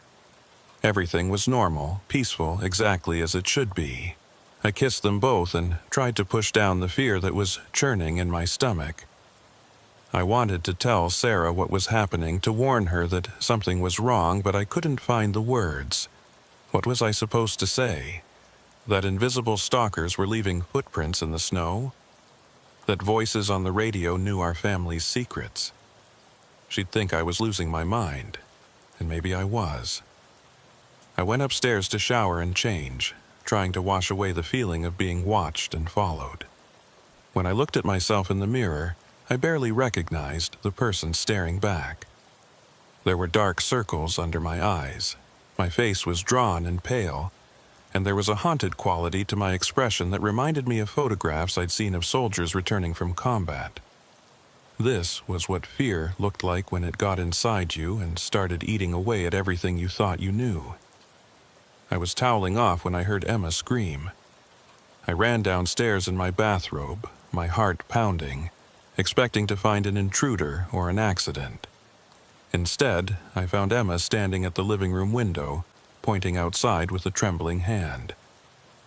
Sarah was holding her, trying to calm her down, and when she saw me, she said Emma had seen something in the backyard. A person standing near the tree line, just watching the house. I looked out the window but saw nothing. Just our snow-covered yard, the trees at the edge of our property, and darkness beyond. I told Emma it was probably just a deer or a neighbor's dog, that there was nothing to be afraid of. But she insisted it had been a person, standing perfectly still, wearing dark clothes, just staring at our house. I grabbed my flashlight and went outside, checking the yard thoroughly. I found them near the tree line, boot prints in the snow. The same tread pattern, the same impossible tracks. They formed a line parallel to our house, about 30 feet from the back wall, as if someone had walked the length of our property while watching our windows. But there were no tracks leading to or from the line. Just that single set of prints, appearing out of nowhere and disappearing the same way. I went back inside and told Sarah I hadn't found anything, that it must have been shadows playing tricks. She didn't look convinced, but she let it drop and focused on getting Emma calmed down and ready for bed. I helped tuck Emma in, promised her that I'd protect her and that nothing bad was going to happen. As I said it, I hoped desperately that I wasn't lying. After Emma was asleep, Sarah confronted me directly.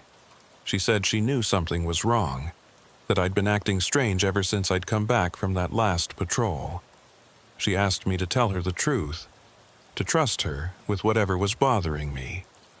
And sitting there in our bedroom with my wife looking at me with concern and love, I almost broke down and told her everything, but I didn't. Because the truth was too dangerous. If this thing, whatever it was, knew enough about me to mention my family by name, then telling Sarah about it might put her and Emma at even greater risk. The less they knew, the safer they'd be. At least that's what I told myself. Looking back, I'm not sure if that was protective instinct or cowardice. I told her I was dealing with some unusual situations at work, that there was an ongoing investigation I couldn't discuss, and that everything would be fine once it was resolved. She accepted this, though I could see the doubt in her eyes. She knew I was holding back, but she respected my need for space. She kissed me goodnight and turned off the light, and we lay there in the darkness listening to the old house settle around us. I didn't sleep that night. I lay awake listening to every sound, wondering if each creak and groan was the house settling or something else, something that left impossible footprints and spoke with a voice that knew too much. And somewhere in the darkest hours of the night, I accepted the truth that I'd been avoiding. This wasn't going to stop. Whatever was happening, whatever had driven Webb to abandon his career and disappear, it had chosen me and Colby as its next targets. And unless we found a way to understand it, to fight back against something that operated outside the rules of normal reality, it was going to destroy us just like it had destroyed him. The question was, how do you fight something that can be everywhere and nowhere at once? How do you protect yourself from something that knows your deepest secrets and can appear and disappear at will? I didn't have answers, but I knew that lying here in the darkness, waiting passively for whatever came next, wasn't an option. Tomorrow, I'd call Colby, and together we'd figure out what Webb had been investigating before he disappeared. We'd follow his research to wherever it led, even if that meant crossing boundaries we didn't understand into territory that maps didn't show, because the alternative was to run, to abandon everything and disappear like Webb had done. And I wasn't ready to give up my life, my family, my sense of reality without fighting back. Not yet. The call from Colby came at 6 in the morning. I hadn't slept at all. Just lay in bed staring at the ceiling and listening to the sounds of my family breathing in the rooms around me. When the phone buzzed, I grabbed it before the second ring, not wanting to wake Sarah or Emma. Colby's voice was tight, controlled in a way that told me he was barely holding himself together. He said he'd found something in Webb's notebook, a location mentioned in one of the later entries. A place Webb had been planning to investigate before he disappeared. Colby thought we should check it out, and he wanted to go today, right now, before we lost our nerve, or Morrison decided to pull us from active duty permanently. I should have said no, should have told him we needed to wait, to think this through, to bring in backup or at least tell someone where we were going. But I knew that wasn't going to happen. Whatever we were dealing with, it had already shown us that official channels weren't equipped to handle it. Morrison didn't believe us. The agency would classify this as a psychological issue and send us for evaluation. And in the meantime, the footprints would keep appearing. The voice would keep speaking, and eventually, whatever happened to Webb would happen to us. I told Colby I'd meet him at the sector station in an hour. I got dressed quietly, trying not to disturb Sarah, but she woke up anyway. She asked where I was going so early, and I told her the truth, or at least part of it. I said I was following up on the investigation, that there was a location Colby and I needed to check out. She didn't look happy, but she didn't try to stop me either. She just made me promise I'd be careful and that I'd call her by noon to let her know I was okay. I promised, kissed her goodbye, and left before I could second-guess the decision.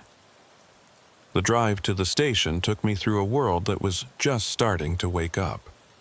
The sky was that deep blue-gray that comes before sunrise, and the streetlights were still on, casting pools of orange light across snow-covered roads.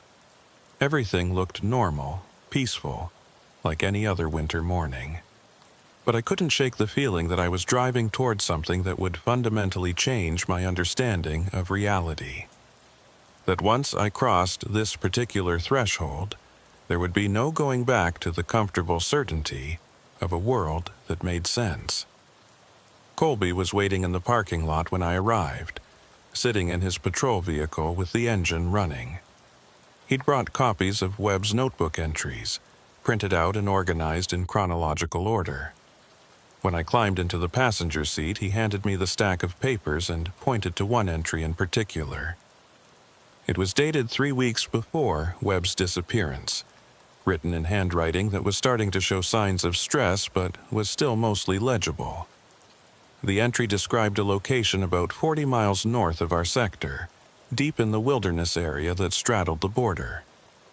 Webb had found references to it in old border patrol records from the 1970s, back when the sector boundaries were different, and patrol routes covered areas that were now considered too remote to monitor regularly. The location was listed as a former checkpoint, decommissioned in 1981 after repeated equipment failures and personnel complaints. Webb had written that he suspected this abandoned checkpoint might be significant, that the pattern of footprint sightings seemed to converge on coordinates that were very close to where the old building should be located. I asked Colby if he knew anything about decommissioned checkpoints in the northern sector. He said he'd heard rumors, stories that got passed around among the older officers. There had been a checkpoint up there called Station 9, supposedly built in the late 60s to monitor a stretch of border that saw a lot of illegal crossings back then. But the station had a reputation for being unlucky. Officers who worked there reported constant equipment problems, radio interference, and a general feeling of unease that made it difficult to staff. Eventually, the agency had decided it wasn't worth maintaining and shut it down. The building had been left to rot, too remote to be worth the cost of demolition. Colby said he'd tried to find official records about Station 9's exact location, but most of the old files had been lost or destroyed during a records purge in the 90s. The best he could do was use the coordinates Webb had written in the notebook and hope they were accurate. I looked at the map he'd printed, showing the route we'd need to take. It would require driving to the end of the maintained access roads, then continuing on foot or snowmobile across several miles of wilderness. In good conditions, it would be a difficult trek.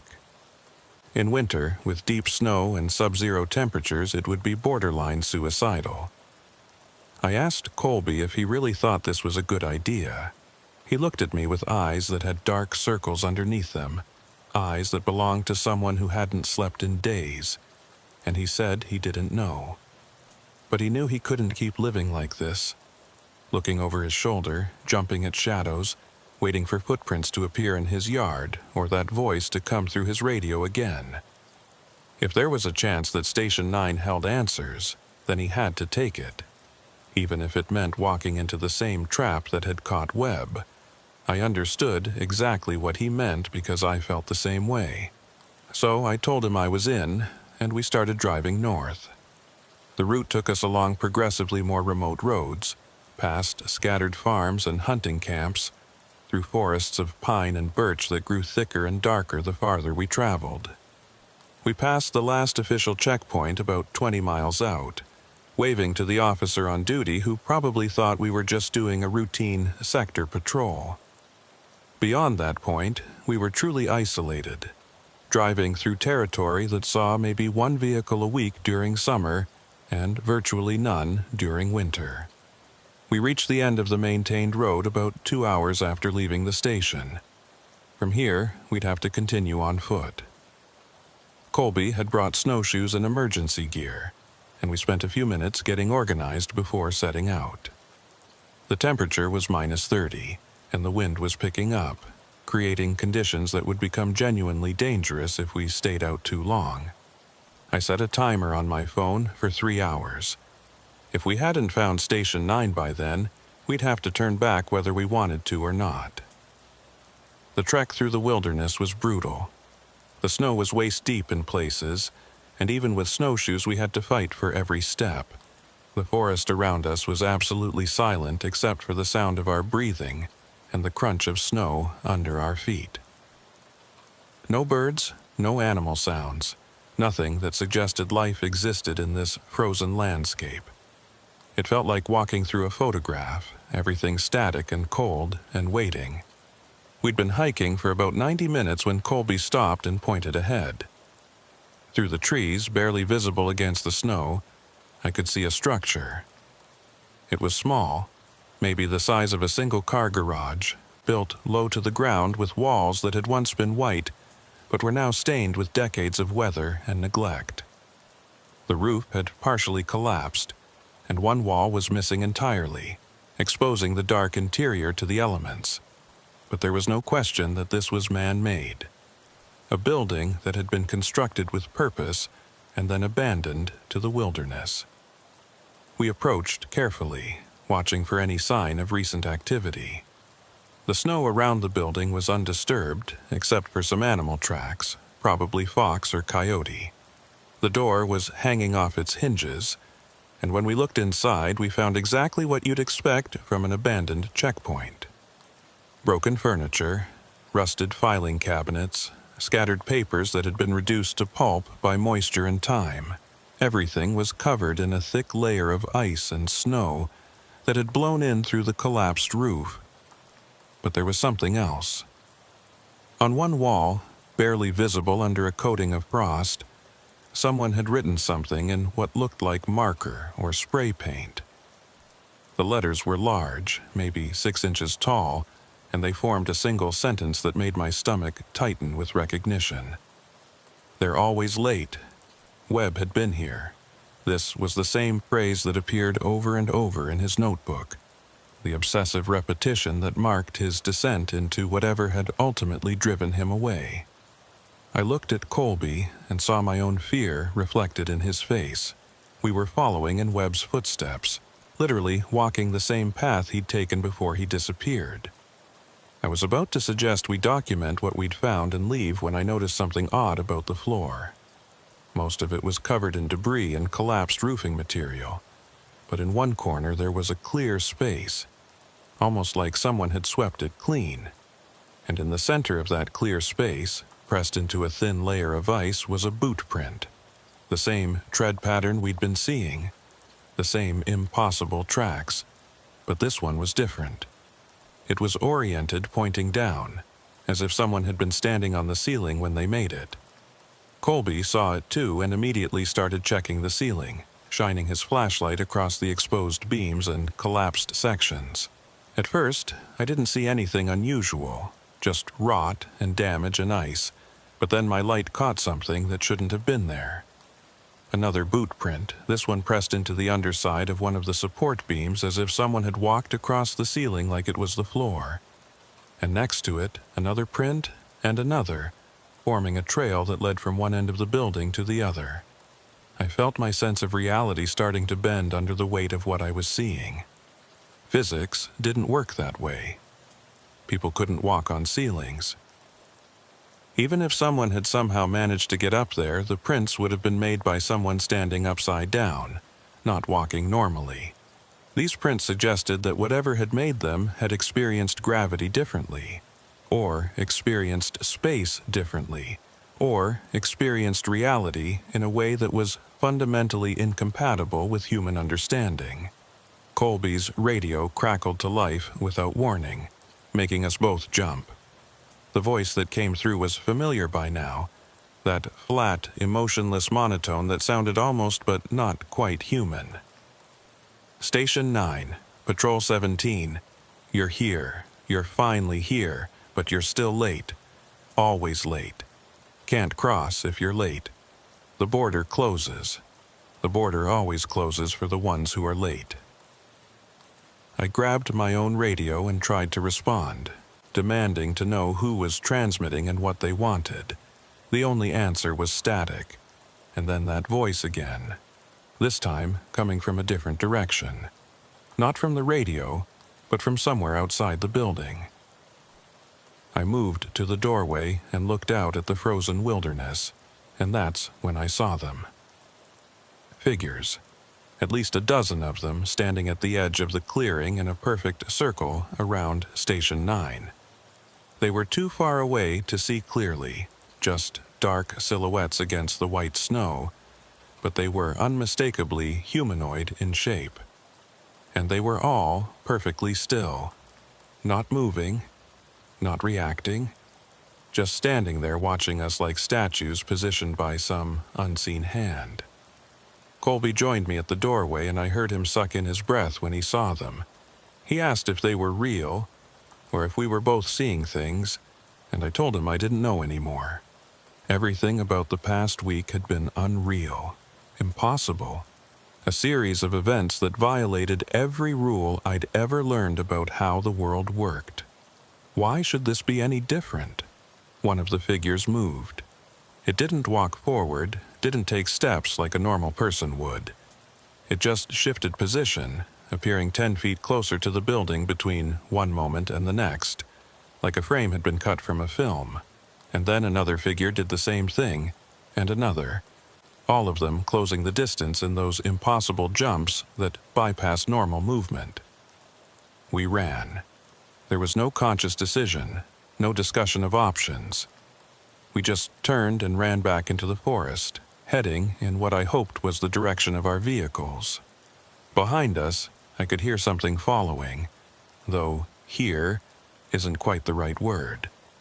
It was more like I could sense movement, could feel disturbances in the air that suggested presence without sound.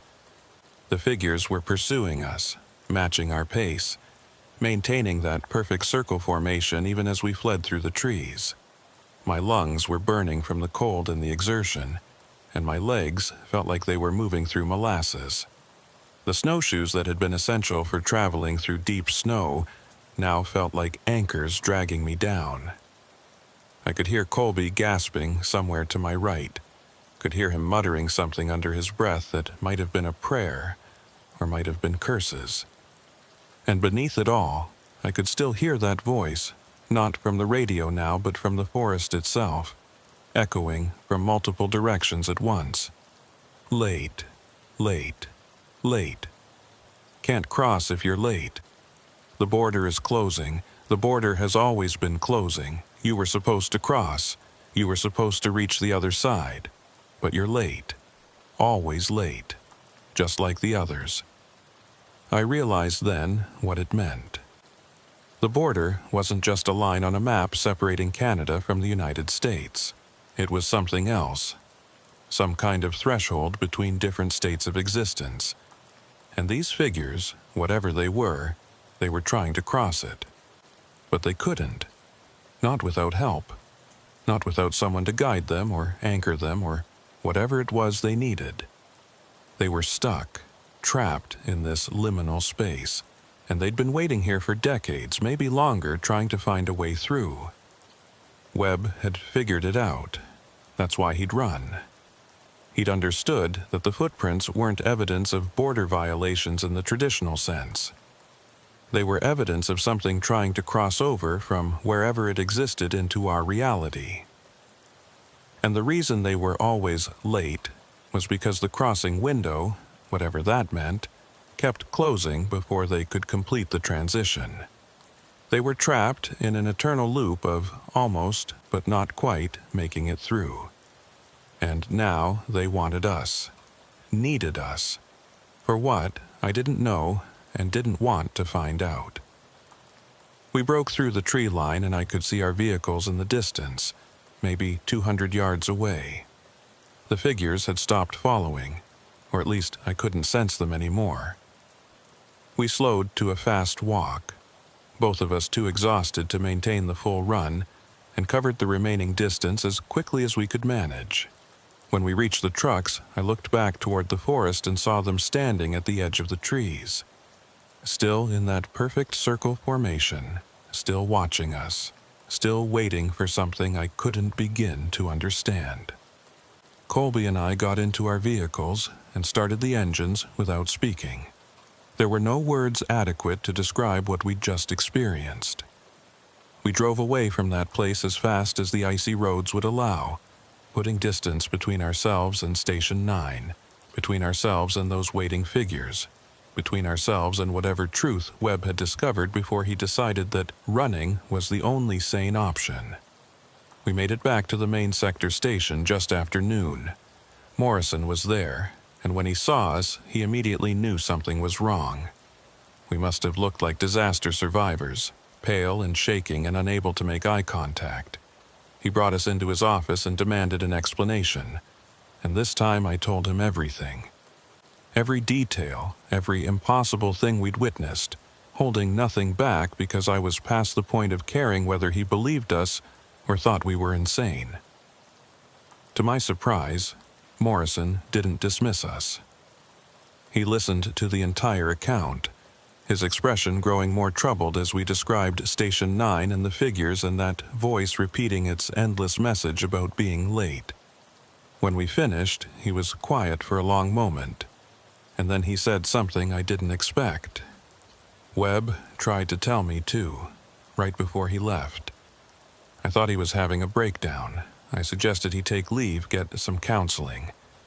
He looked at me like I was the crazy one, and then he submitted his resignation the next day. I should have listened to him. Morrison said he'd been going through old sector records, trying to find information about the unusual incidents we'd been reporting. He'd found files dating back to the 70s and 80s that documented similar events. Officers reporting footprints that appeared and disappeared without explanation. Equipment failures at specific locations. Radio transmissions on frequencies that shouldn't exist. And personnel complaints, dozens of them, all describing the same general experience. A feeling of being watched. Voices in the static. The sense that something was trying to communicate but couldn't quite make itself understood. The agency had investigated back then, brought in technical experts and even some people from universities who specialized in unexplained phenomena. Their conclusion had been inconclusive, which is bureaucrats speak for, we have no idea what's happening. The recommendation had been to avoid the affected areas, to decommission the problematic checkpoints, and to focus patrol efforts on sectors where the equipment worked reliably. It was easier to move the problem than to solve it. Morrison said he was going to forward our reports to regional headquarters, along with the historical documentation he'd found. He couldn't promise anything would come of it, but at least there would be an official record. In the meantime, he was pulling us from active patrol duty indefinitely. Not as punishment, but for our own safety. Whatever was happening in Sector 7 West, it was beyond the scope of normal border enforcement. We'd done our jobs, documented what we'd found, and now it was time to step back and let others figure out what to do with the information. I asked him if he believed us, if he thought what we'd experienced was real. Morrison looked at me with eyes that had seen too much in his 20 years with the agency, and he said he didn't know what he believed, but he knew that something was happening out there, something that had been happening for a long time, and that pretending it didn't exist wouldn't make it go away. That was as close to validation as we were going to get. Colby and I left the station that afternoon with our equipment turned in, and orders to take administrative leave for at least a week. We were supposed to rest, recover, and try to process what we'd been through. As if sleep and time could erase the memory of those figures standing in their perfect circle, watching us with eyes that didn't quite track like human eyes should. I drove home in a daze, barely aware of the road or the other vehicles around me. My phone rang twice, Sarah calling to check on me, but I couldn't bring myself to answer. What would I tell her? That I'd been fired from active duty because I'd encountered something that shouldn't exist. That I'd followed in the footsteps of an officer who'd seen the same impossibilities and decided the only rational response was to disappear. When I finally pulled into my driveway, I sat in the truck for several minutes, trying to gather the strength to go inside and pretend everything was normal. That's when I noticed the tracks in my front yard. Boot prints, leading from the street to my front door, then back to the street and disappearing. The same tread pattern, the same impossible presence. I got out of the truck and examined the tracks more closely. They were fresh, made within the past few hours, judging by how well defined they were. Someone or something had walked up to my house, stood at the front door for an unknown period of time, and then left. The spacing of the prints suggested they'd been standing still for a while, just waiting there on my front porch, watching my house. I checked the door and found it locked, no signs of forced entry. The security system I'd installed last year showed no alerts. Whatever had been here, it hadn't tried to get inside. It had just wanted me to know it had been here. Another message, another reminder that I was being watched, that there was no escape from this no matter how far I drove or how many doors I locked behind me. Sarah met me at the door, relief evident on her face. She said she'd been worried when I didn't answer her calls, and I apologized, told her my phone had been acting up. She accepted this, though I could see she didn't quite believe it. She asked how the investigation had gone, and I told her it was over, that I'd been put on leave while the agency reviewed some unusual findings. Another partial truth, another way of avoiding the conversation we really needed to have. That night, after Emma was asleep and Sarah had gone to bed, I sat in the living room with all the lights off, watching the street through the front window. I was waiting for something, though I wasn't sure what. The figures to appear in my yard? The voice to start broadcasting through my home electronics? The footprints to resume their endless march through the snow? Around 3 in the morning, my phone buzzed with a text message from Colby. "Can't sleep. Keep seeing them. Are they still there, do you think? At Station 9? Still waiting?" I texted back. "I don't know. Maybe they're everywhere. Maybe they've always been everywhere." His response came immediately. "Webb had the right idea. Maybe we should do the same. Just leave. Start over somewhere else. Somewhere they can't find us." I thought about it. Really thought about packing up my family and running. Moving to some distant city where the wilderness didn't press in quite so close, and the borders were just lines on maps instead of thresholds to somewhere else. But I knew it wouldn't matter. The tracks had appeared at my house, in my yard.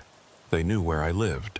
Whatever connection had been established between us and them, it wasn't bound by geography. I texted Colby back. "Running didn't help Webb. He's still gone. We don't even know if he's alive, or if he ended up crossing whatever border they wanted him to cross." No response. I sat there for another hour watching the empty street, and then I went upstairs to bed. Sarah was asleep, and I lay down next to her, staring at the ceiling in the darkness.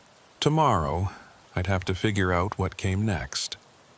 Tomorrow, I'd have to decide if I could keep living in this house, in this sector, knowing what I knew. Tomorrow, I'd have to find a way to explain to my daughter why her father jumped at shadows and couldn't promise her that everything would be okay.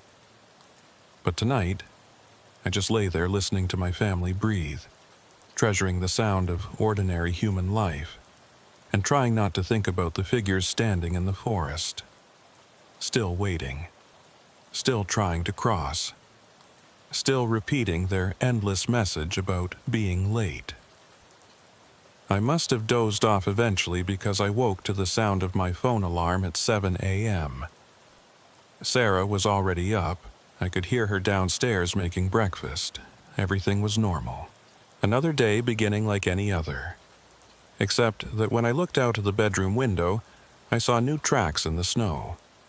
A circle around the entire house this time. Perfect and complete. As if something had spent the night walking a perimeter around us while we slept. I got dressed and went downstairs, kissed Sarah and Emma, poured coffee, and pretended everything was fine. Sarah mentioned that the news was talking about unusual weather patterns in the northern sectors, radio interference affecting emergency services, and some reports of strange lights in the wilderness. She asked if any of that was related to what I'd been investigating, and I told her I didn't know. Another lie. Another small betrayal of the trust between us. My phone rang. It was Morrison, calling to tell me that he'd submitted all the reports to regional headquarters and that they were taking the situation seriously. A team was being assembled to investigate Station 9 and the other locations where unusual activity had been reported. He wanted to know if I'd be willing to brief them when they arrived, to share my first-hand account of what we'd encountered. I told him yes, even though the thought of going through it all again made my stomach churn. Because maybe if enough people knew, if enough official attention was focused on the problem, something could be done.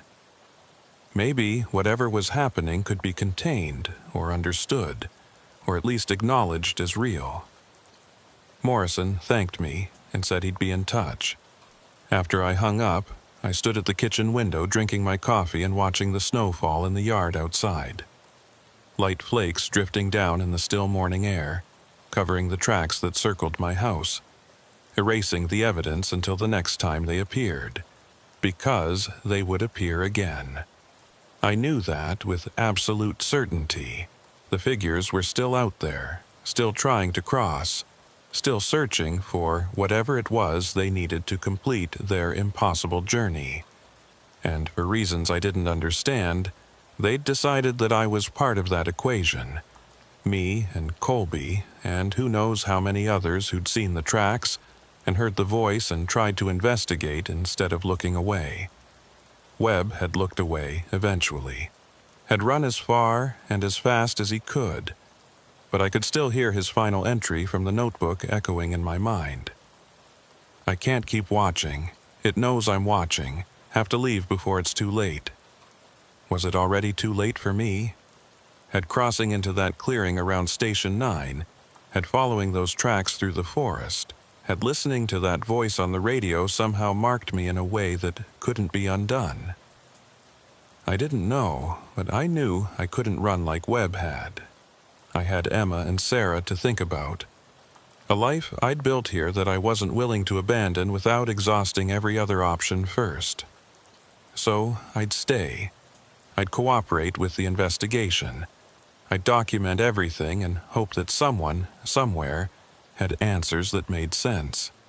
And in the meantime, I'd keep watching the windows and listening for the voice and checking the snow for tracks that appeared where they shouldn't be possible. Because whatever was happening, it wasn't over. The footprints would keep appearing. The figures would keep watching. And that voice would keep repeating its message about being late for a border crossing I didn't understand and couldn't prevent. And somewhere in the frozen wilderness north of Sector 7 West, at an abandoned checkpoint that official records claimed didn't exist, something was waiting, still trying to cross, still reaching toward our reality from whatever impossible place it inhabited, still waiting for someone who wasn't late. I finished my coffee, kissed my family goodbye, and headed out to start another day. The tracks in the yard had already been covered by fresh snow, as if they'd never been there at all. But I knew they had.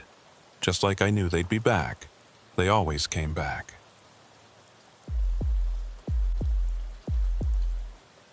My name is Rennick Harwood, and I've been working as a border specialist for the Canadian Border Services Agency for 9 years now. Most people don't really understand what that title means, and to be honest, it sounds more impressive than it actually is. Basically, I'm the guy they call when something unusual happens at one of the remote crossing points in the Saskatchewan-Montana sector. Could be a vehicle that's triggered multiple security alerts. Could be suspicious movement picked up by our surveillance cameras. Could be anything that falls outside of normal patrol procedures. I spend most of my time driving through empty prairie and dealing with situations that turn out to be nothing more than equipment malfunctions or lost hunters who cross the border by accident. The winter we're talking about was particularly brutal. We'd been hammered by storm after storm, each one dumping another foot or two of snow on top of what was already there. And the temperatures had been sitting around -30°C for going on 3 weeks straight. The kind of cold that makes your truck complain when you start it, that freezes your breath into ice crystals before it even leaves your mouth.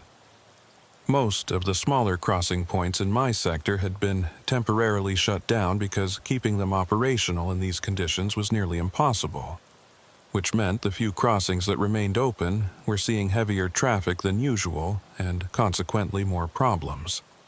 I'd been working doubles all week, covering for a colleague who'd come down with pneumonia. By Thursday night, I was bone tired and counting the minutes until I could go home, take a hot shower, and sleep for about 12 hours.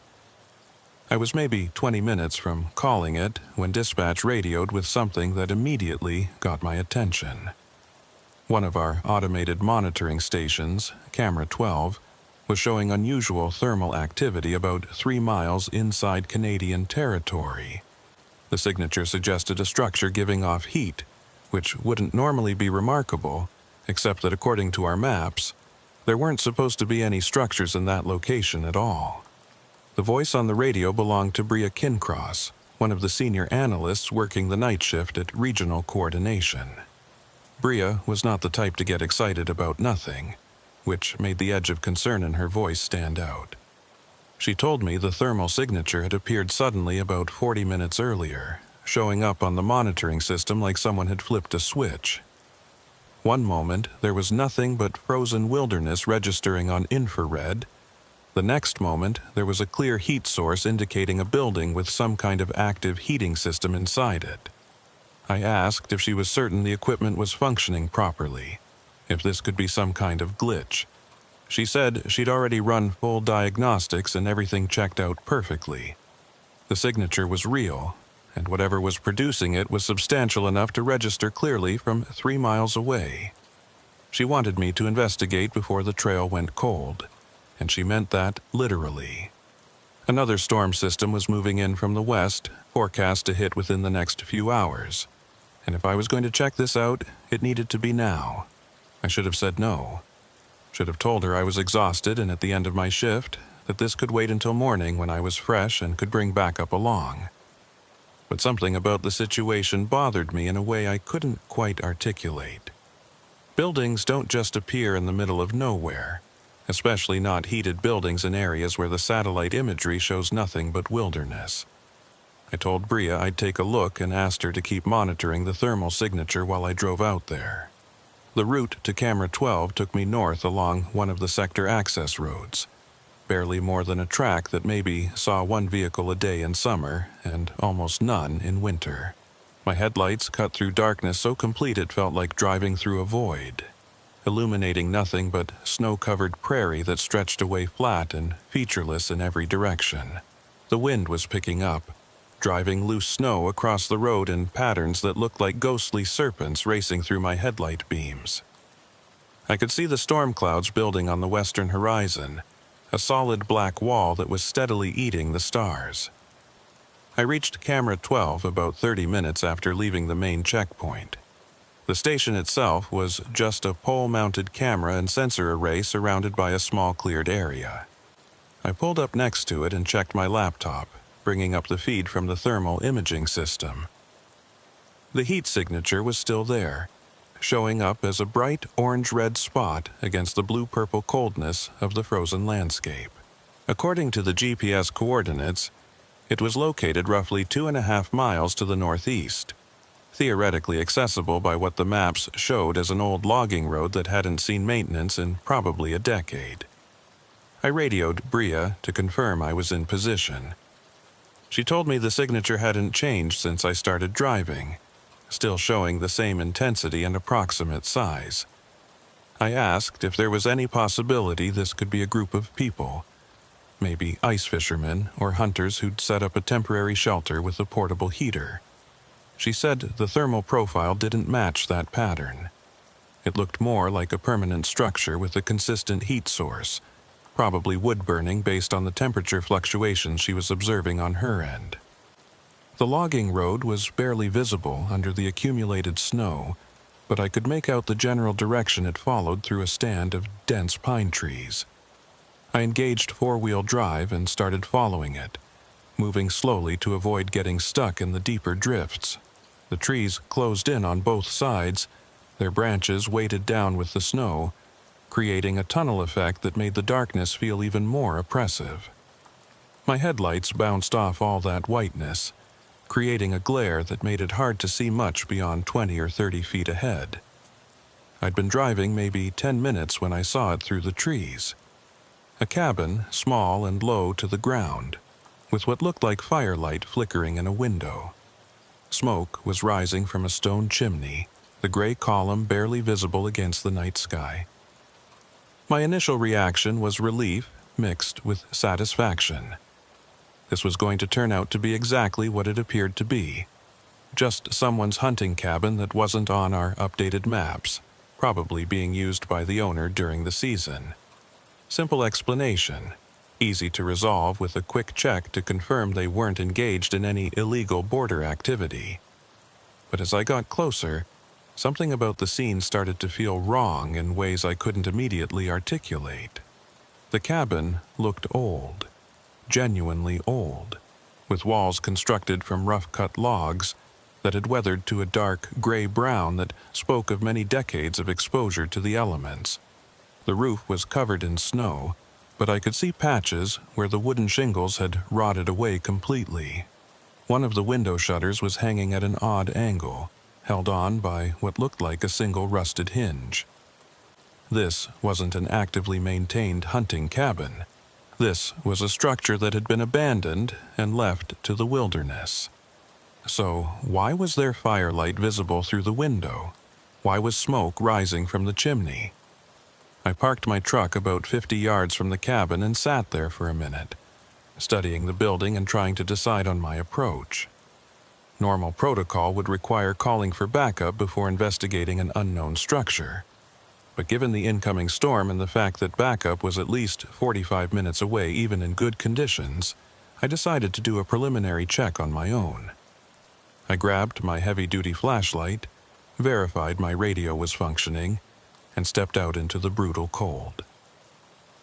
The wind hit me like a physical force, cutting through my insulated gear with cold that seemed to penetrate straight to the bone.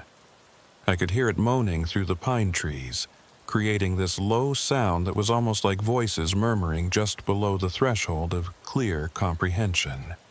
I made my way toward the cabin, my boots breaking through snow that was knee-deep in places, and as I got closer I started noticing more details that deepened my sense that something here was fundamentally wrong. The smoke coming from the chimney was real enough. I could smell it clearly now, that distinctive scent of burning pine or spruce. But the window that had appeared to glow with firelight was darker now, or at least dimmer. There was still a faint illumination behind it, but it was weak and flickering, more like candlelight than the steady glow of a lamp or electric bulb. And the snow around the cabin, that's what really made my scalp prickle with unease. There should have been tracks, footprints leading to and from the door, tire marks from a vehicle, some indication of how whoever was inside had gotten here and when. But the snow surrounding the structure was completely pristine, unmarked except by my own approaching footprints. Smooth and undisturbed, as if no one had come near this building in days, or possibly weeks. I reached the door and knocked firmly, calling out my identification. "Border Services Agency, if anyone's inside, please make yourself known." My voice sounded thin and inadequate against the wind and the vast silence of the winter forest. There was no response from inside the cabin.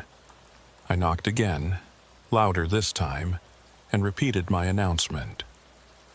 Still, nothing but silence. The door wasn't locked. When I tried the handle, it turned easily, almost too easily, and swung inward with a prolonged creak that seemed impossibly loud. I shone my flashlight inside and saw a single room, maybe 15 feet square, with a hard-packed dirt floor that had frozen solid. There was a cast-iron stove against one wall, and I could see red embers glowing through the partially open door of its firebox. A crude wooden table occupied the center of the room with two equally crude chairs, and against the far wall sat a narrow cot with a single threadbare blanket folded neatly on top of it. Everything was covered in a thin film of dust, and there was a smell in the air that I couldn't quite identify. Musty and old, like opening a steamer trunk that hadn't been disturbed in years, but someone had definitely been here recently. The embers in that stove proved it. Embers don't sustain themselves. Someone had fed that fire with wood, and judging by the heat still radiating from the stove's surface, they'd done so within the past few hours at most. I stepped inside, sweeping my flashlight methodically across the interior, searching for any sign of the cabin's occupant. That's when I saw it on the table. A single piece of paper, crisp and white against the dark weathered wood, positioned precisely in the center of the table's surface, as if it had been placed there deliberately for someone to find. I approached the table slowly, that sensation of wrongness intensifying with each step. When I got close enough to read what was on the paper, I felt something cold and heavy settle into my stomach. It was a border crossing permit, one of the old paper forms we'd used back in the mid-90s before the entire system went digital. The paper looked fresh and new, not yellowed or degraded the way it should have been if it had been sitting abandoned in this cabin for 2 or 3 decades. And it had been filled out recently, the ink still dark and sharp. But what the permit actually said made my hands start trembling slightly as I picked it up to examine it more closely. The permit was made out to a name I'd never heard before: Caleb Thornhill. The date of intended crossing was listed as today's date. Not some date from years past, but literally today. And in the space reserved for stating the purpose of entry, someone had written in that same neat, precise handwriting, "Final crossing. One way only." I read those words 3 times, trying to force them into some context that made sense. This had to be someone's idea of a prank, some elaborate joke. But who would go to the effort of driving out here in the dead of winter, to a cabin that didn't appear on any maps, just to leave a fake border permit sitting on a table? And why use an obsolete paper form instead of something current? Why fill it out with today's date? None of it added up to anything rational. I pulled out my radio to report my findings to Bria, but before I could press the transmit button, the fire in the cast iron stove suddenly flared bright. The dull red embers burst into active orange flames, as if someone had just added fresh fuel and opened the air intake. But I was the only person in this cabin. There was no one else here who could have done that. I backed away from the stove instinctively, my flashlight beam jerking around as my hand shook. The flames subsided after a few seconds, settling back to their previous smoldering state, but the message was unmistakable.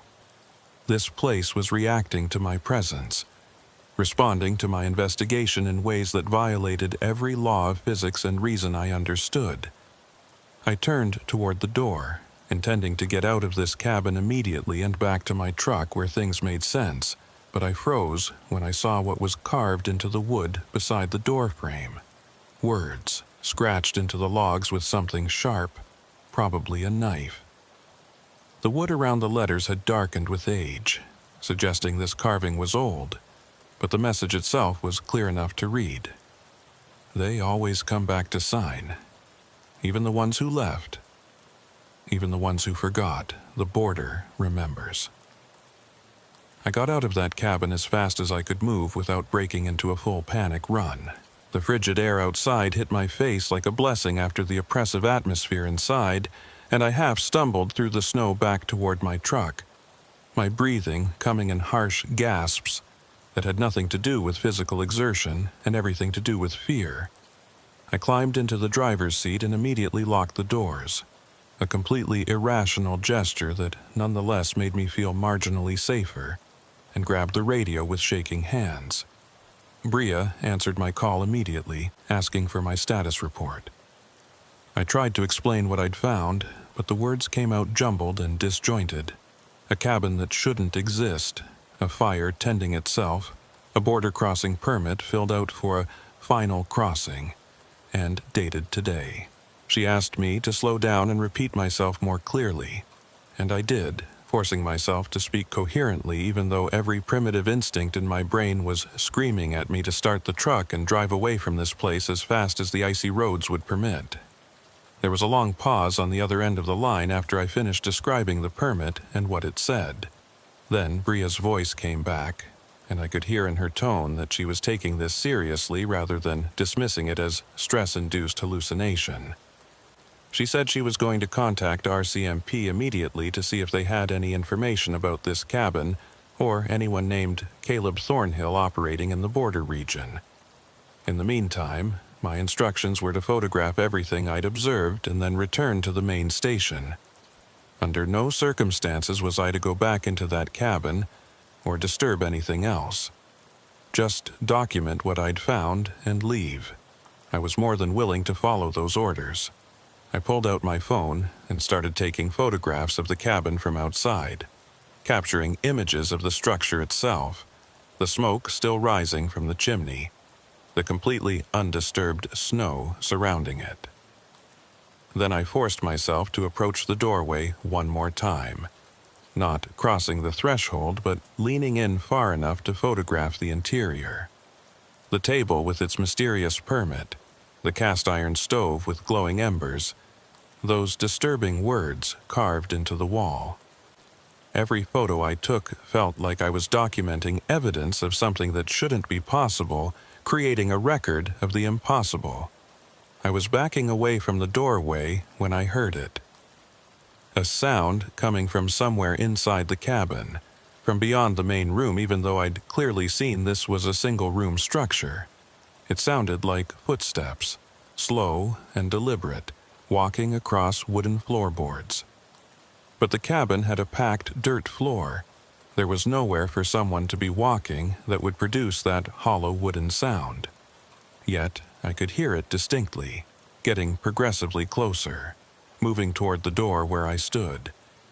I didn't wait to see what would emerge. I turned and ran through the snow back to my truck, threw myself inside and started the engine with hands that were shaking so badly I could barely grip the key. My headlights illuminated the cabin as I reversed away from it, and in that brief moment of illumination I saw something that made my blood freeze. The door was closed. I had left it standing open when I'd fled.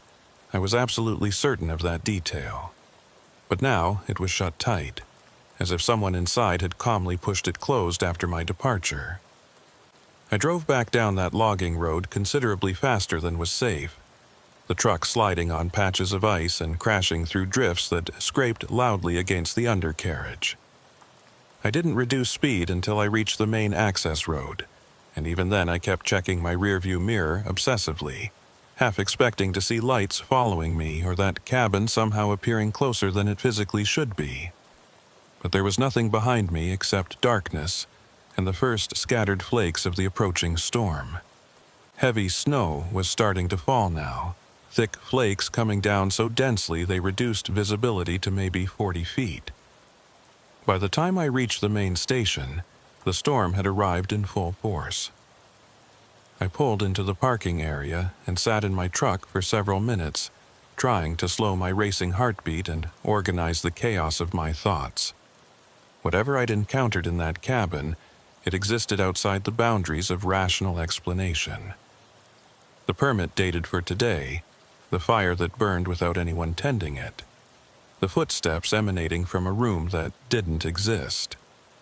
All of it pointed toward something fundamentally wrong with that location. I was reviewing the photographs on my phone when I noticed something that sent a fresh wave of cold dread through my body. The image showing the permit on the table was severely distorted, blurred in a way that none of my other photos exhibited. I could make out the general shape of the paper and table, but the actual text on the permit was completely illegible, as if the camera had catastrophically failed to focus on that specific object. I tried zooming in and adjusting the image, but that only made it worse. The words seemed to shift and blur, no matter how I manipulated the photograph. All my other photos were perfectly clear and properly focused. The exterior shots of the cabin, the images of the cast-iron stove and the cot, the words carved into the wall beside the door. Every single one was sharp and detailed. Only the permit itself had somehow resisted being photographed, refused to leave a permanent record that could be examined later. I went inside the station and found Bria waiting for me in one of the offices. She'd set up her laptop connected to multiple monitors displaying various data feeds and surveillance camera outputs. When she saw me, she immediately asked if I was all right, and I realized I must have looked fairly shaken. I told her I was fine, just cold and exhausted, and asked whether she'd heard back from RCMP yet. She said she'd made contact with their regional detachment and spoken with a liaison officer named Ezra Maddox. He was apparently familiar with the general area where I'd found the cabin and said he'd be very interested in reviewing my report and photographs. Bria had already transmitted the preliminary information to him, and he was planning to drive over first thing tomorrow morning to discuss the situation in person. She asked if I'd be available to brief him directly, and I said yes. though part of me wanted nothing more than to forget this entire night had ever happened. We spent the next 90 minutes going through everything I documented in meticulous detail. Bria pulled up satellite imagery of the area where the cabin was supposedly located, and we both stared at the screen in mounting confusion. The satellite photos, some of them less than 6 months old, showed nothing but unbroken forest at those exact coordinates. No clearing, no structure, no indication whatsoever that anything man-made existed at that location. I insisted I'd been there, that I'd seen and entered the cabin with my own eyes, and Bria believed me. But the complete absence of corroborating physical evidence was raising questions that neither of us had any way to answer. She asked about the name on the permit, this Caleb Thornhill, and I told her honestly that I'd never encountered it before in any context. She ran it through every database we had access to, searching for any record of someone by that name crossing the border, or having any documented interaction with border services. The searches returned nothing. As far as our comprehensive systems were concerned, Caleb Thornhill simply didn't exist. No border crossing records, no visa applications, no record of entry to or exit from Canada. The name might as well have been invented. But someone had written that name on the permit. Someone had filled out that obsolete form with today's date and that cryptic notation about a final crossing, one way only. Someone had placed it precisely in the center of that table for me to discover. The question that kept circling through my mind was who, and more importantly, why. Bria finally suggested I should go home and get some rest, that we could continue investigating in the morning once Ezra Maddox arrived and we had access to more resources. I agreed, gathered my things, and headed out into the storm. The drive home was agonizingly slow, with visibility reduced to almost nothing by the heavy snowfall. I kept my speed down and concentrated on the road, trying very hard not to think about the cabin or the permit or those impossible footsteps I'd heard approaching from nowhere. I made it home around 1 in the morning and found my wife already asleep. I tried to move quietly through the house, not wanting to wake her and have to explain where I'd been or what I'd experienced. I stood in the shower for probably 20 minutes, letting scalding water beat down on me, trying to wash away the bone-deep cold that seemed to have taken up permanent residence in my body. But no matter how long I stood there under that hot stream, I couldn't shake the pervasive feeling that something had followed me home from that cabin. Some presence or awareness that had attached itself to me the moment I'd picked up that permit and read those impossible words. I eventually gave up on the idea of sleep around 4 a.m. and went downstairs to make strong coffee. Sitting at my kitchen table and drinking it, I pulled out my phone and looked at the photographs again. The cabin was there in perfect detail, looking exactly as I remembered it. Weathered and ancient, but somehow still standing, smoke rising from its chimney into the winter darkness.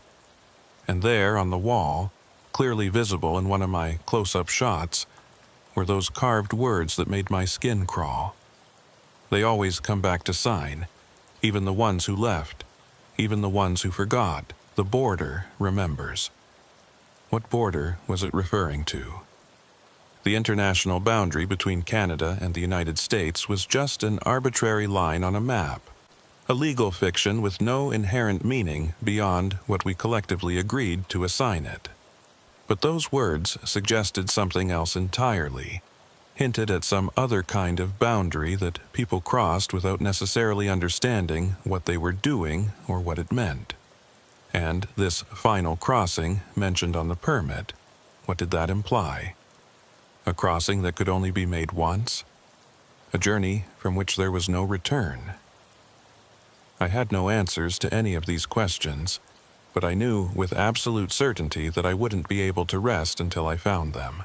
Something about that cabin and that permit had gotten under my skin in a fundamental way, triggered some deep-seated need to understand and explain what I'd witnessed. Maybe it was professional obligation, or maybe just basic human curiosity refusing to accept the inexplicable. But I knew I would have to return to that location eventually. Despite the fear I'd felt, despite every rational instinct warning me to leave it alone and forget about it, I knew I'd go back to that cabin and try to figure out what it was attempting to communicate. The storm continued through what remained of the night and into the morning. I managed to doze fitfully for maybe 2 hours, but my sleep was plagued with dreams of walking through endless snow toward a cabin that kept receding into the distance no matter how far I traveled. In the dreams, I could hear footsteps behind me, matching my pace exactly, but every time I turned to look, there was nothing there except my own tracks disappearing into the darkness. I woke to my phone ringing just after 8 a.m. It was Bria calling to inform me that Ezra Maddox had arrived at the station earlier than expected and was ready to meet with me whenever I could get there. I told her I'd be there within the hour, got dressed in clean clothes, and ventured out into a world that had been completely transformed by the storm. At least 18 inches of fresh snow had fallen overnight, covering everything in a pristine white blanket that made familiar landmarks nearly unrecognizable. The drive to the station took nearly twice as long as usual, but I made it there safely and found Bria and Ezra Maddox waiting for me in the same office we'd used the previous night.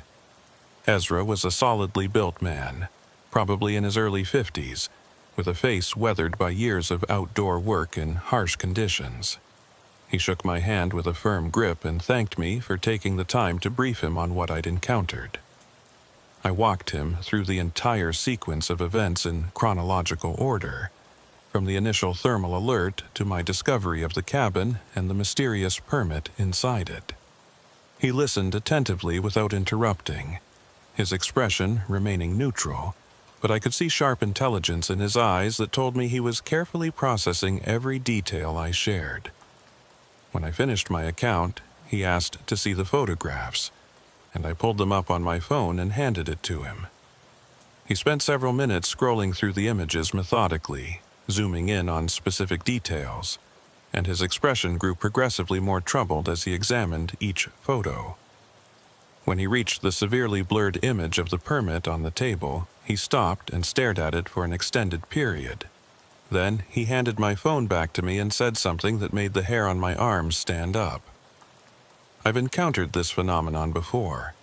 Not this specific cabin, but others remarkably similar to it. Always in extremely remote areas, always appearing clearly on thermal imaging, but then completely absent from satellite photography, and always with some kind of document inside that shouldn't logically exist. He paused, seeming to choose his next words very carefully. There's something active in these wilderness border regions, something that creates these, I suppose manifestations is the best word for them. We don't understand what it is or what purpose it serves, but it's been occurring for as long as we've had the technology to monitor these areas properly.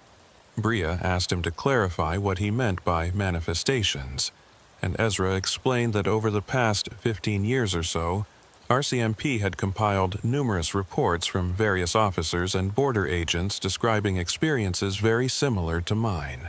Structures that appeared and then vanished. Documents that couldn't be successfully photographed. Sounds and presences that defied any rational explanation. The reports were kept classified to avoid public panic and media speculation. But among those who regularly worked the most remote sectors, there was an unofficial understanding that something genuinely unusual was happening out here in the wilderness. He said he'd like to visit the cabin's location with me personally, to examine the site for himself, and potentially gather additional information or evidence.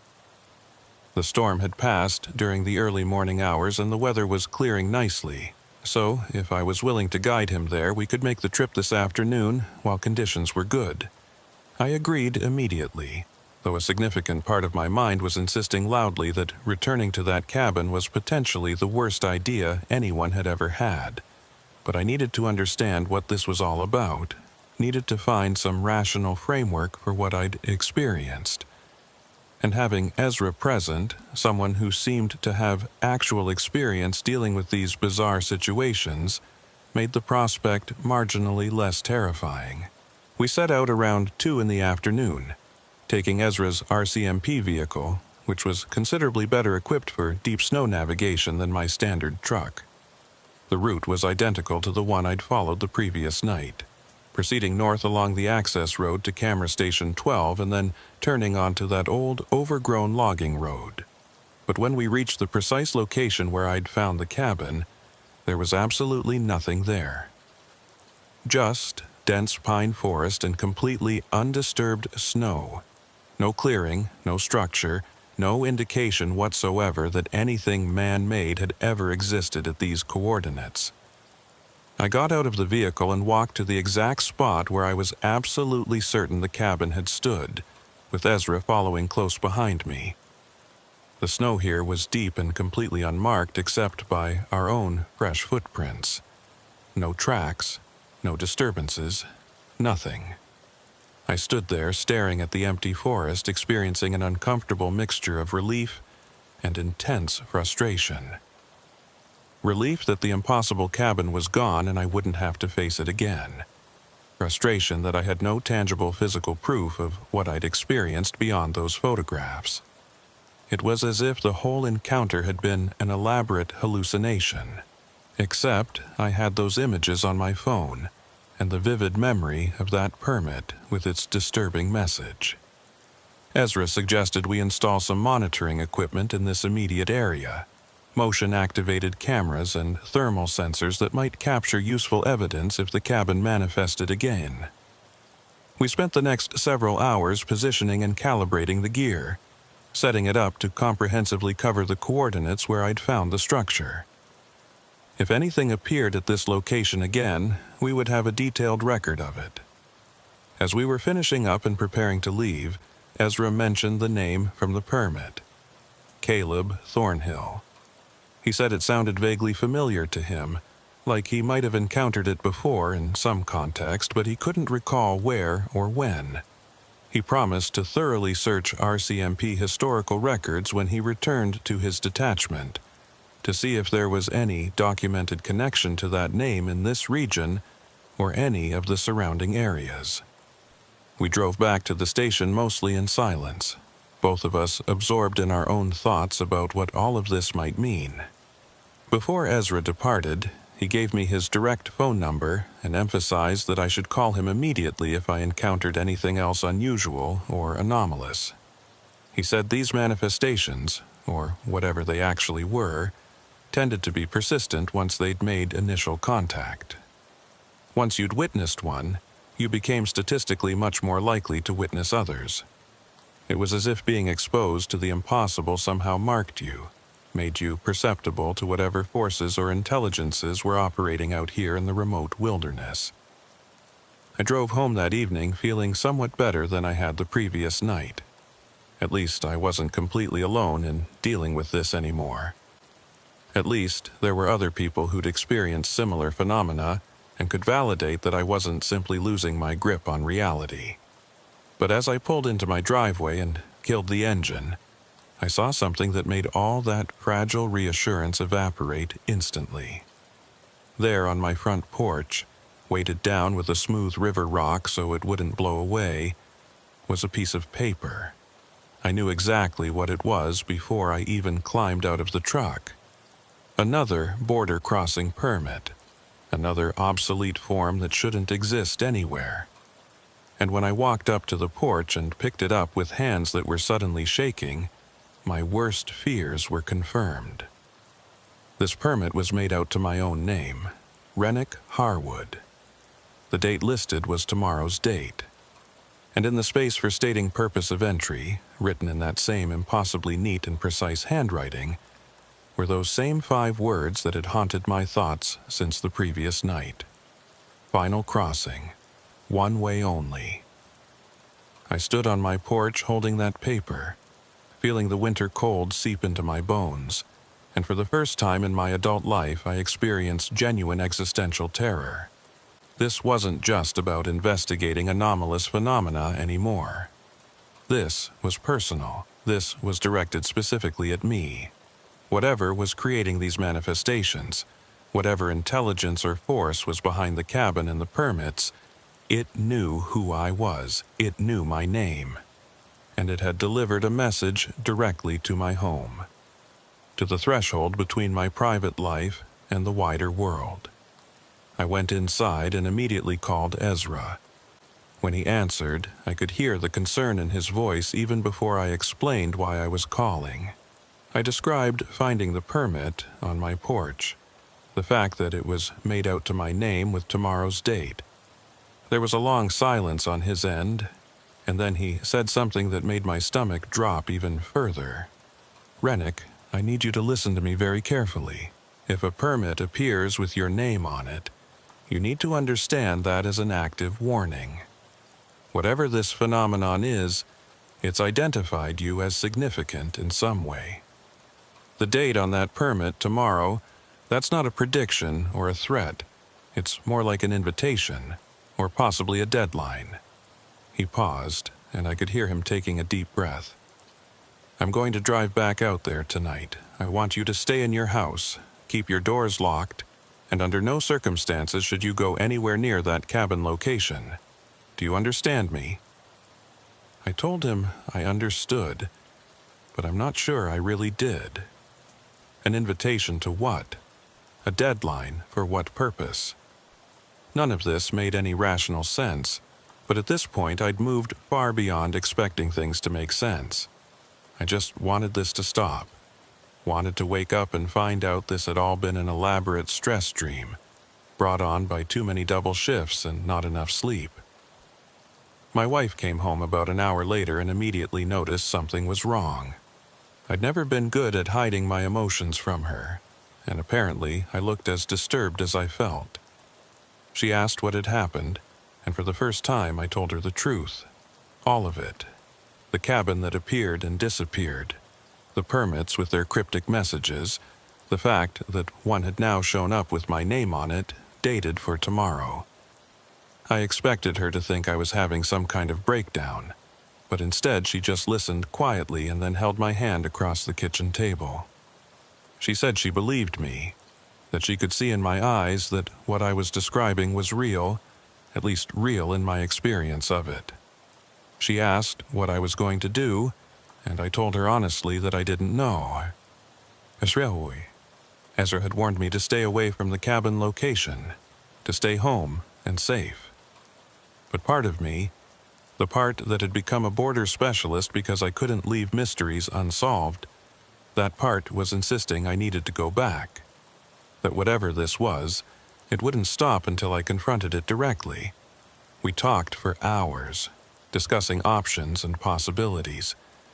She wanted me to take leave from work, to maybe go stay with her sister in Edmonton until this whole situation resolved itself somehow.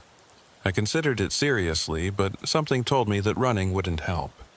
If this phenomenon could find me at my home, could deliver a permit to my front porch, then geographic distance probably wouldn't matter. Whatever was happening, I was involved in it now whether I wanted to be or not.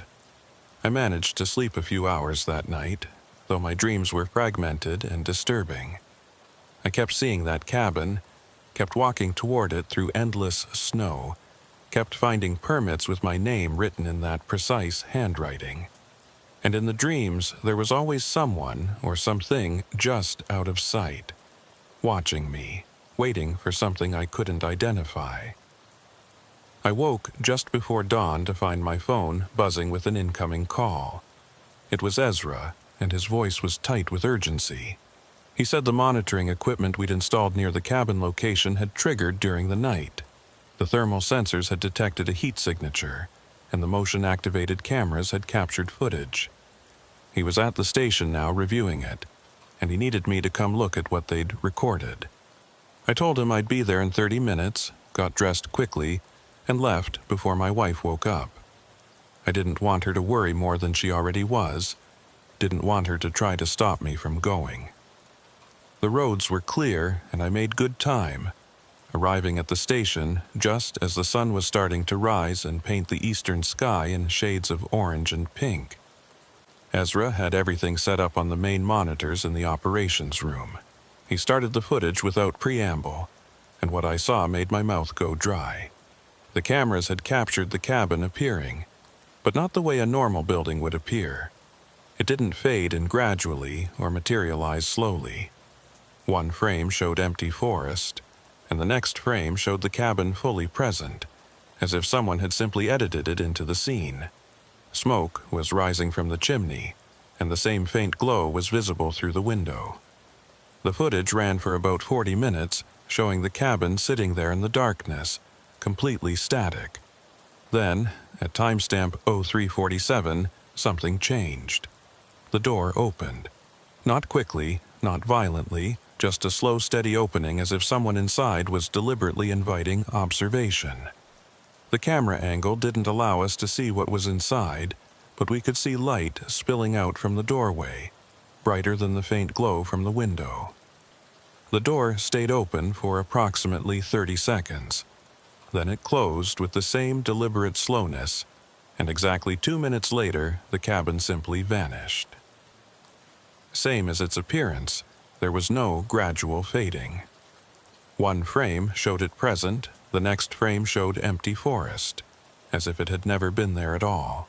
Ezra replayed the footage several times, and we both studied it in silence. Finally, I asked him what he thought it meant, the door opening like that. He shook his head slowly and said he'd seen similar behavior in previous manifestations, but the pattern wasn't consistent enough to draw definite conclusions. Sometimes the structures would open doors or windows. Sometimes they'd show movement inside. Sometimes they'd remain completely static. The only consistent element was that they always appeared to be waiting for something or someone. "Rennick," he said, turning to look at me directly, "I think this phenomenon, whatever it is, wants you to enter that cabin. The permit on your porch wasn't just a warning or prediction. It was an invitation, that door opening, that was meant to show you that entry is possible, that you're expected." I asked him what would happen if I accepted that invitation, if I actually went to the cabin when it manifested again and walked through that open door. His expression was grave as he replied that he honestly didn't know. None of the previous cases they'd documented had involved someone actually entering one of these structures. Most people who encountered them were smart enough to stay away, to report what they'd seen, and then let the proper authorities investigate. But I was being singled out, called to in a way that hadn't been documented before. We discussed the situation from every angle we could think of. The option of doing nothing, just ignoring the invitation and hoping the phenomena would eventually stop. The option of trying to set up more extensive monitoring and study the manifestations from a safe distance. And the option that both terrified and compelled me, which was to actually go to the cabin the next time it appeared and see what it wanted, what it was trying to communicate. Ezra made it clear he couldn't officially recommend that I put myself at risk by entering the structure. But he also said, speaking off the record, that sometimes the only way to resolve these kinds of situations was direct confrontation. To face the unknown directly and demand answers rather than hiding from it. I spent the rest of that day in a state of tense anticipation, waiting for something to happen. The monitoring equipment remained active, constantly scanning that location for any thermal signature or movement. I stayed at the station with Ezra and Bria, all of us watching the feeds, drinking too much coffee, and trying to make sense of something that seemed designed to resist rational understanding. As evening approached and the sun started setting, the thermal sensors triggered again. The cabin was back, appearing in that same instantaneous way, smoke rising from its chimney into the darkening sky. Ezra looked at me and asked if I was certain about what I was planning to do. I told him I wasn't certain about anything anymore, but I knew I couldn't just keep waiting and wondering. I had to know what this was about, what it wanted from me. We drove out to the location together, Ezra insisting on accompanying me despite my protests. The cabin was exactly where it had been before, looking identical to my previous encounter. The same weathered logs, the same crooked shutter, the same faint glow from the window. But this time the door was standing open, just as it had been in the recorded footage. Light spilled out from the interior, warm and inviting in a way that felt deeply wrong, given everything I knew. I got out of the vehicle and stood there looking at that open doorway, every survival instinct screaming at me to get back in the truck and drive away. But I'd come too far, learned too much to turn back now. I told Ezra to wait there, to give me exactly 15 minutes, and if I wasn't back by then to call for every resource he could access. He agreed reluctantly, his hand resting on his service weapon, though we both knew a gun would be useless against whatever this was. I walked towards the cabin, each step requiring conscious effort to overcome the fear that was threatening to paralyze me. The snow crunched under my boots, and I could hear my own breathing loud in my ears. As I approached the doorway, I could see inside more clearly, the same rough interior I'd observed before.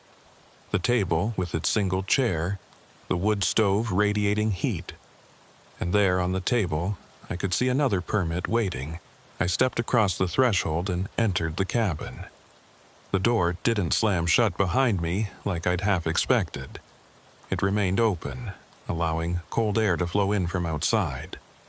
I approached the table slowly and picked up the permit. This one was blank except for a single line of text at the top, written in that familiar, precise handwriting. Sign below to complete final crossing. Below the text was a blank line, waiting for a signature. My signature.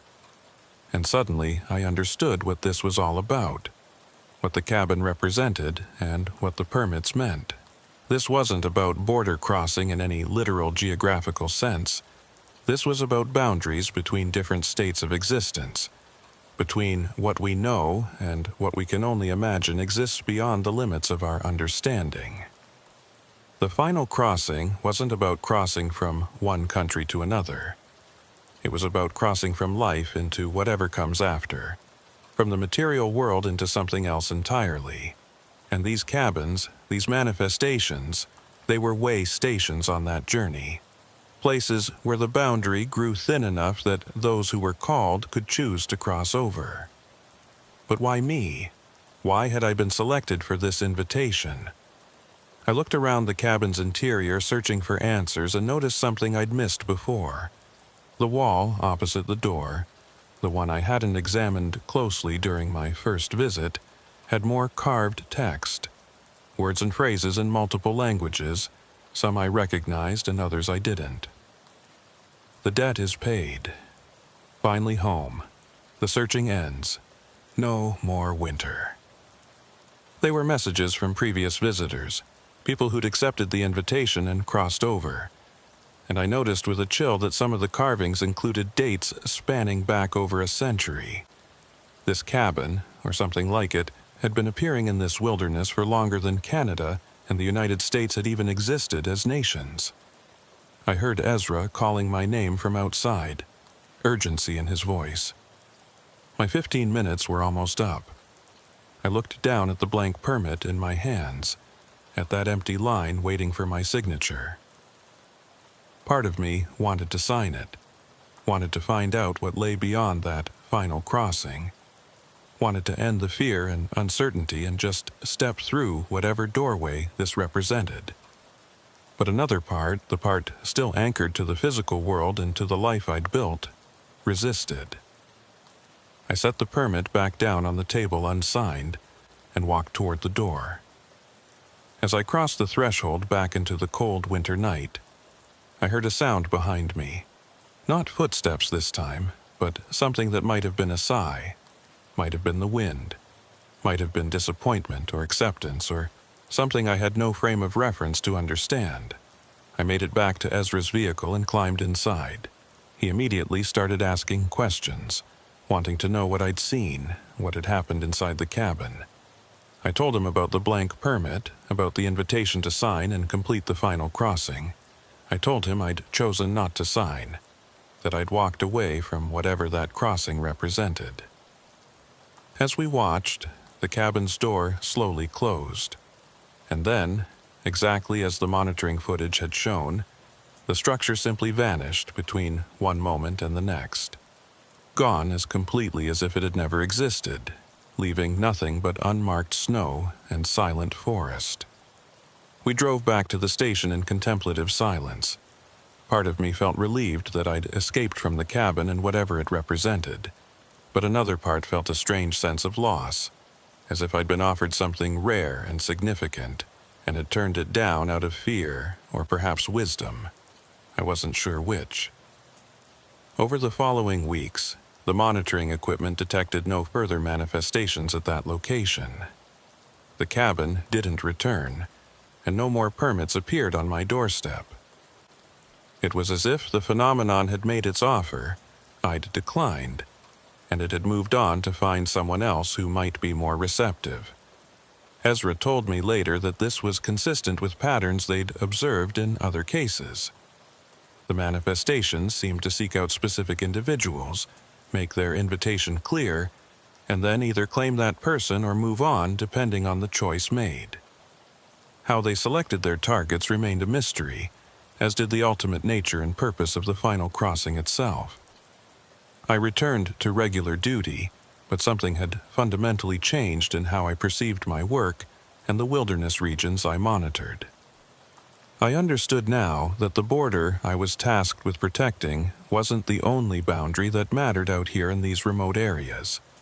There were other borders, older and stranger, that existed regardless of maps or laws or human understanding.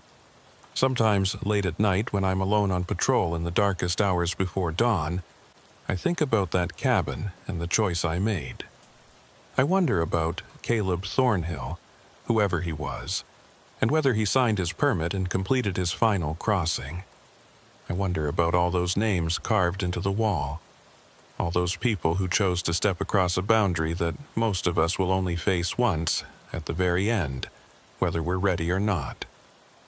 And I wonder if the cabin will come back for me someday, when I'm older or more tired or simply ready for whatever lies beyond that threshold. The permit with my name on it is still in my desk at home, kept as a reminder of the night I was offered a choice that most people never consciously receive. The border remembers, the carving said, even the ones who left, even the ones who forgot. I haven't forgotten. And I suspect the border hasn't forgotten me either. Maybe someday, when my time truly comes, I'll find that cabin waiting for me one final time. And maybe then I'll sign the permit and find out what lies beyond the final crossing. But not today. Not today.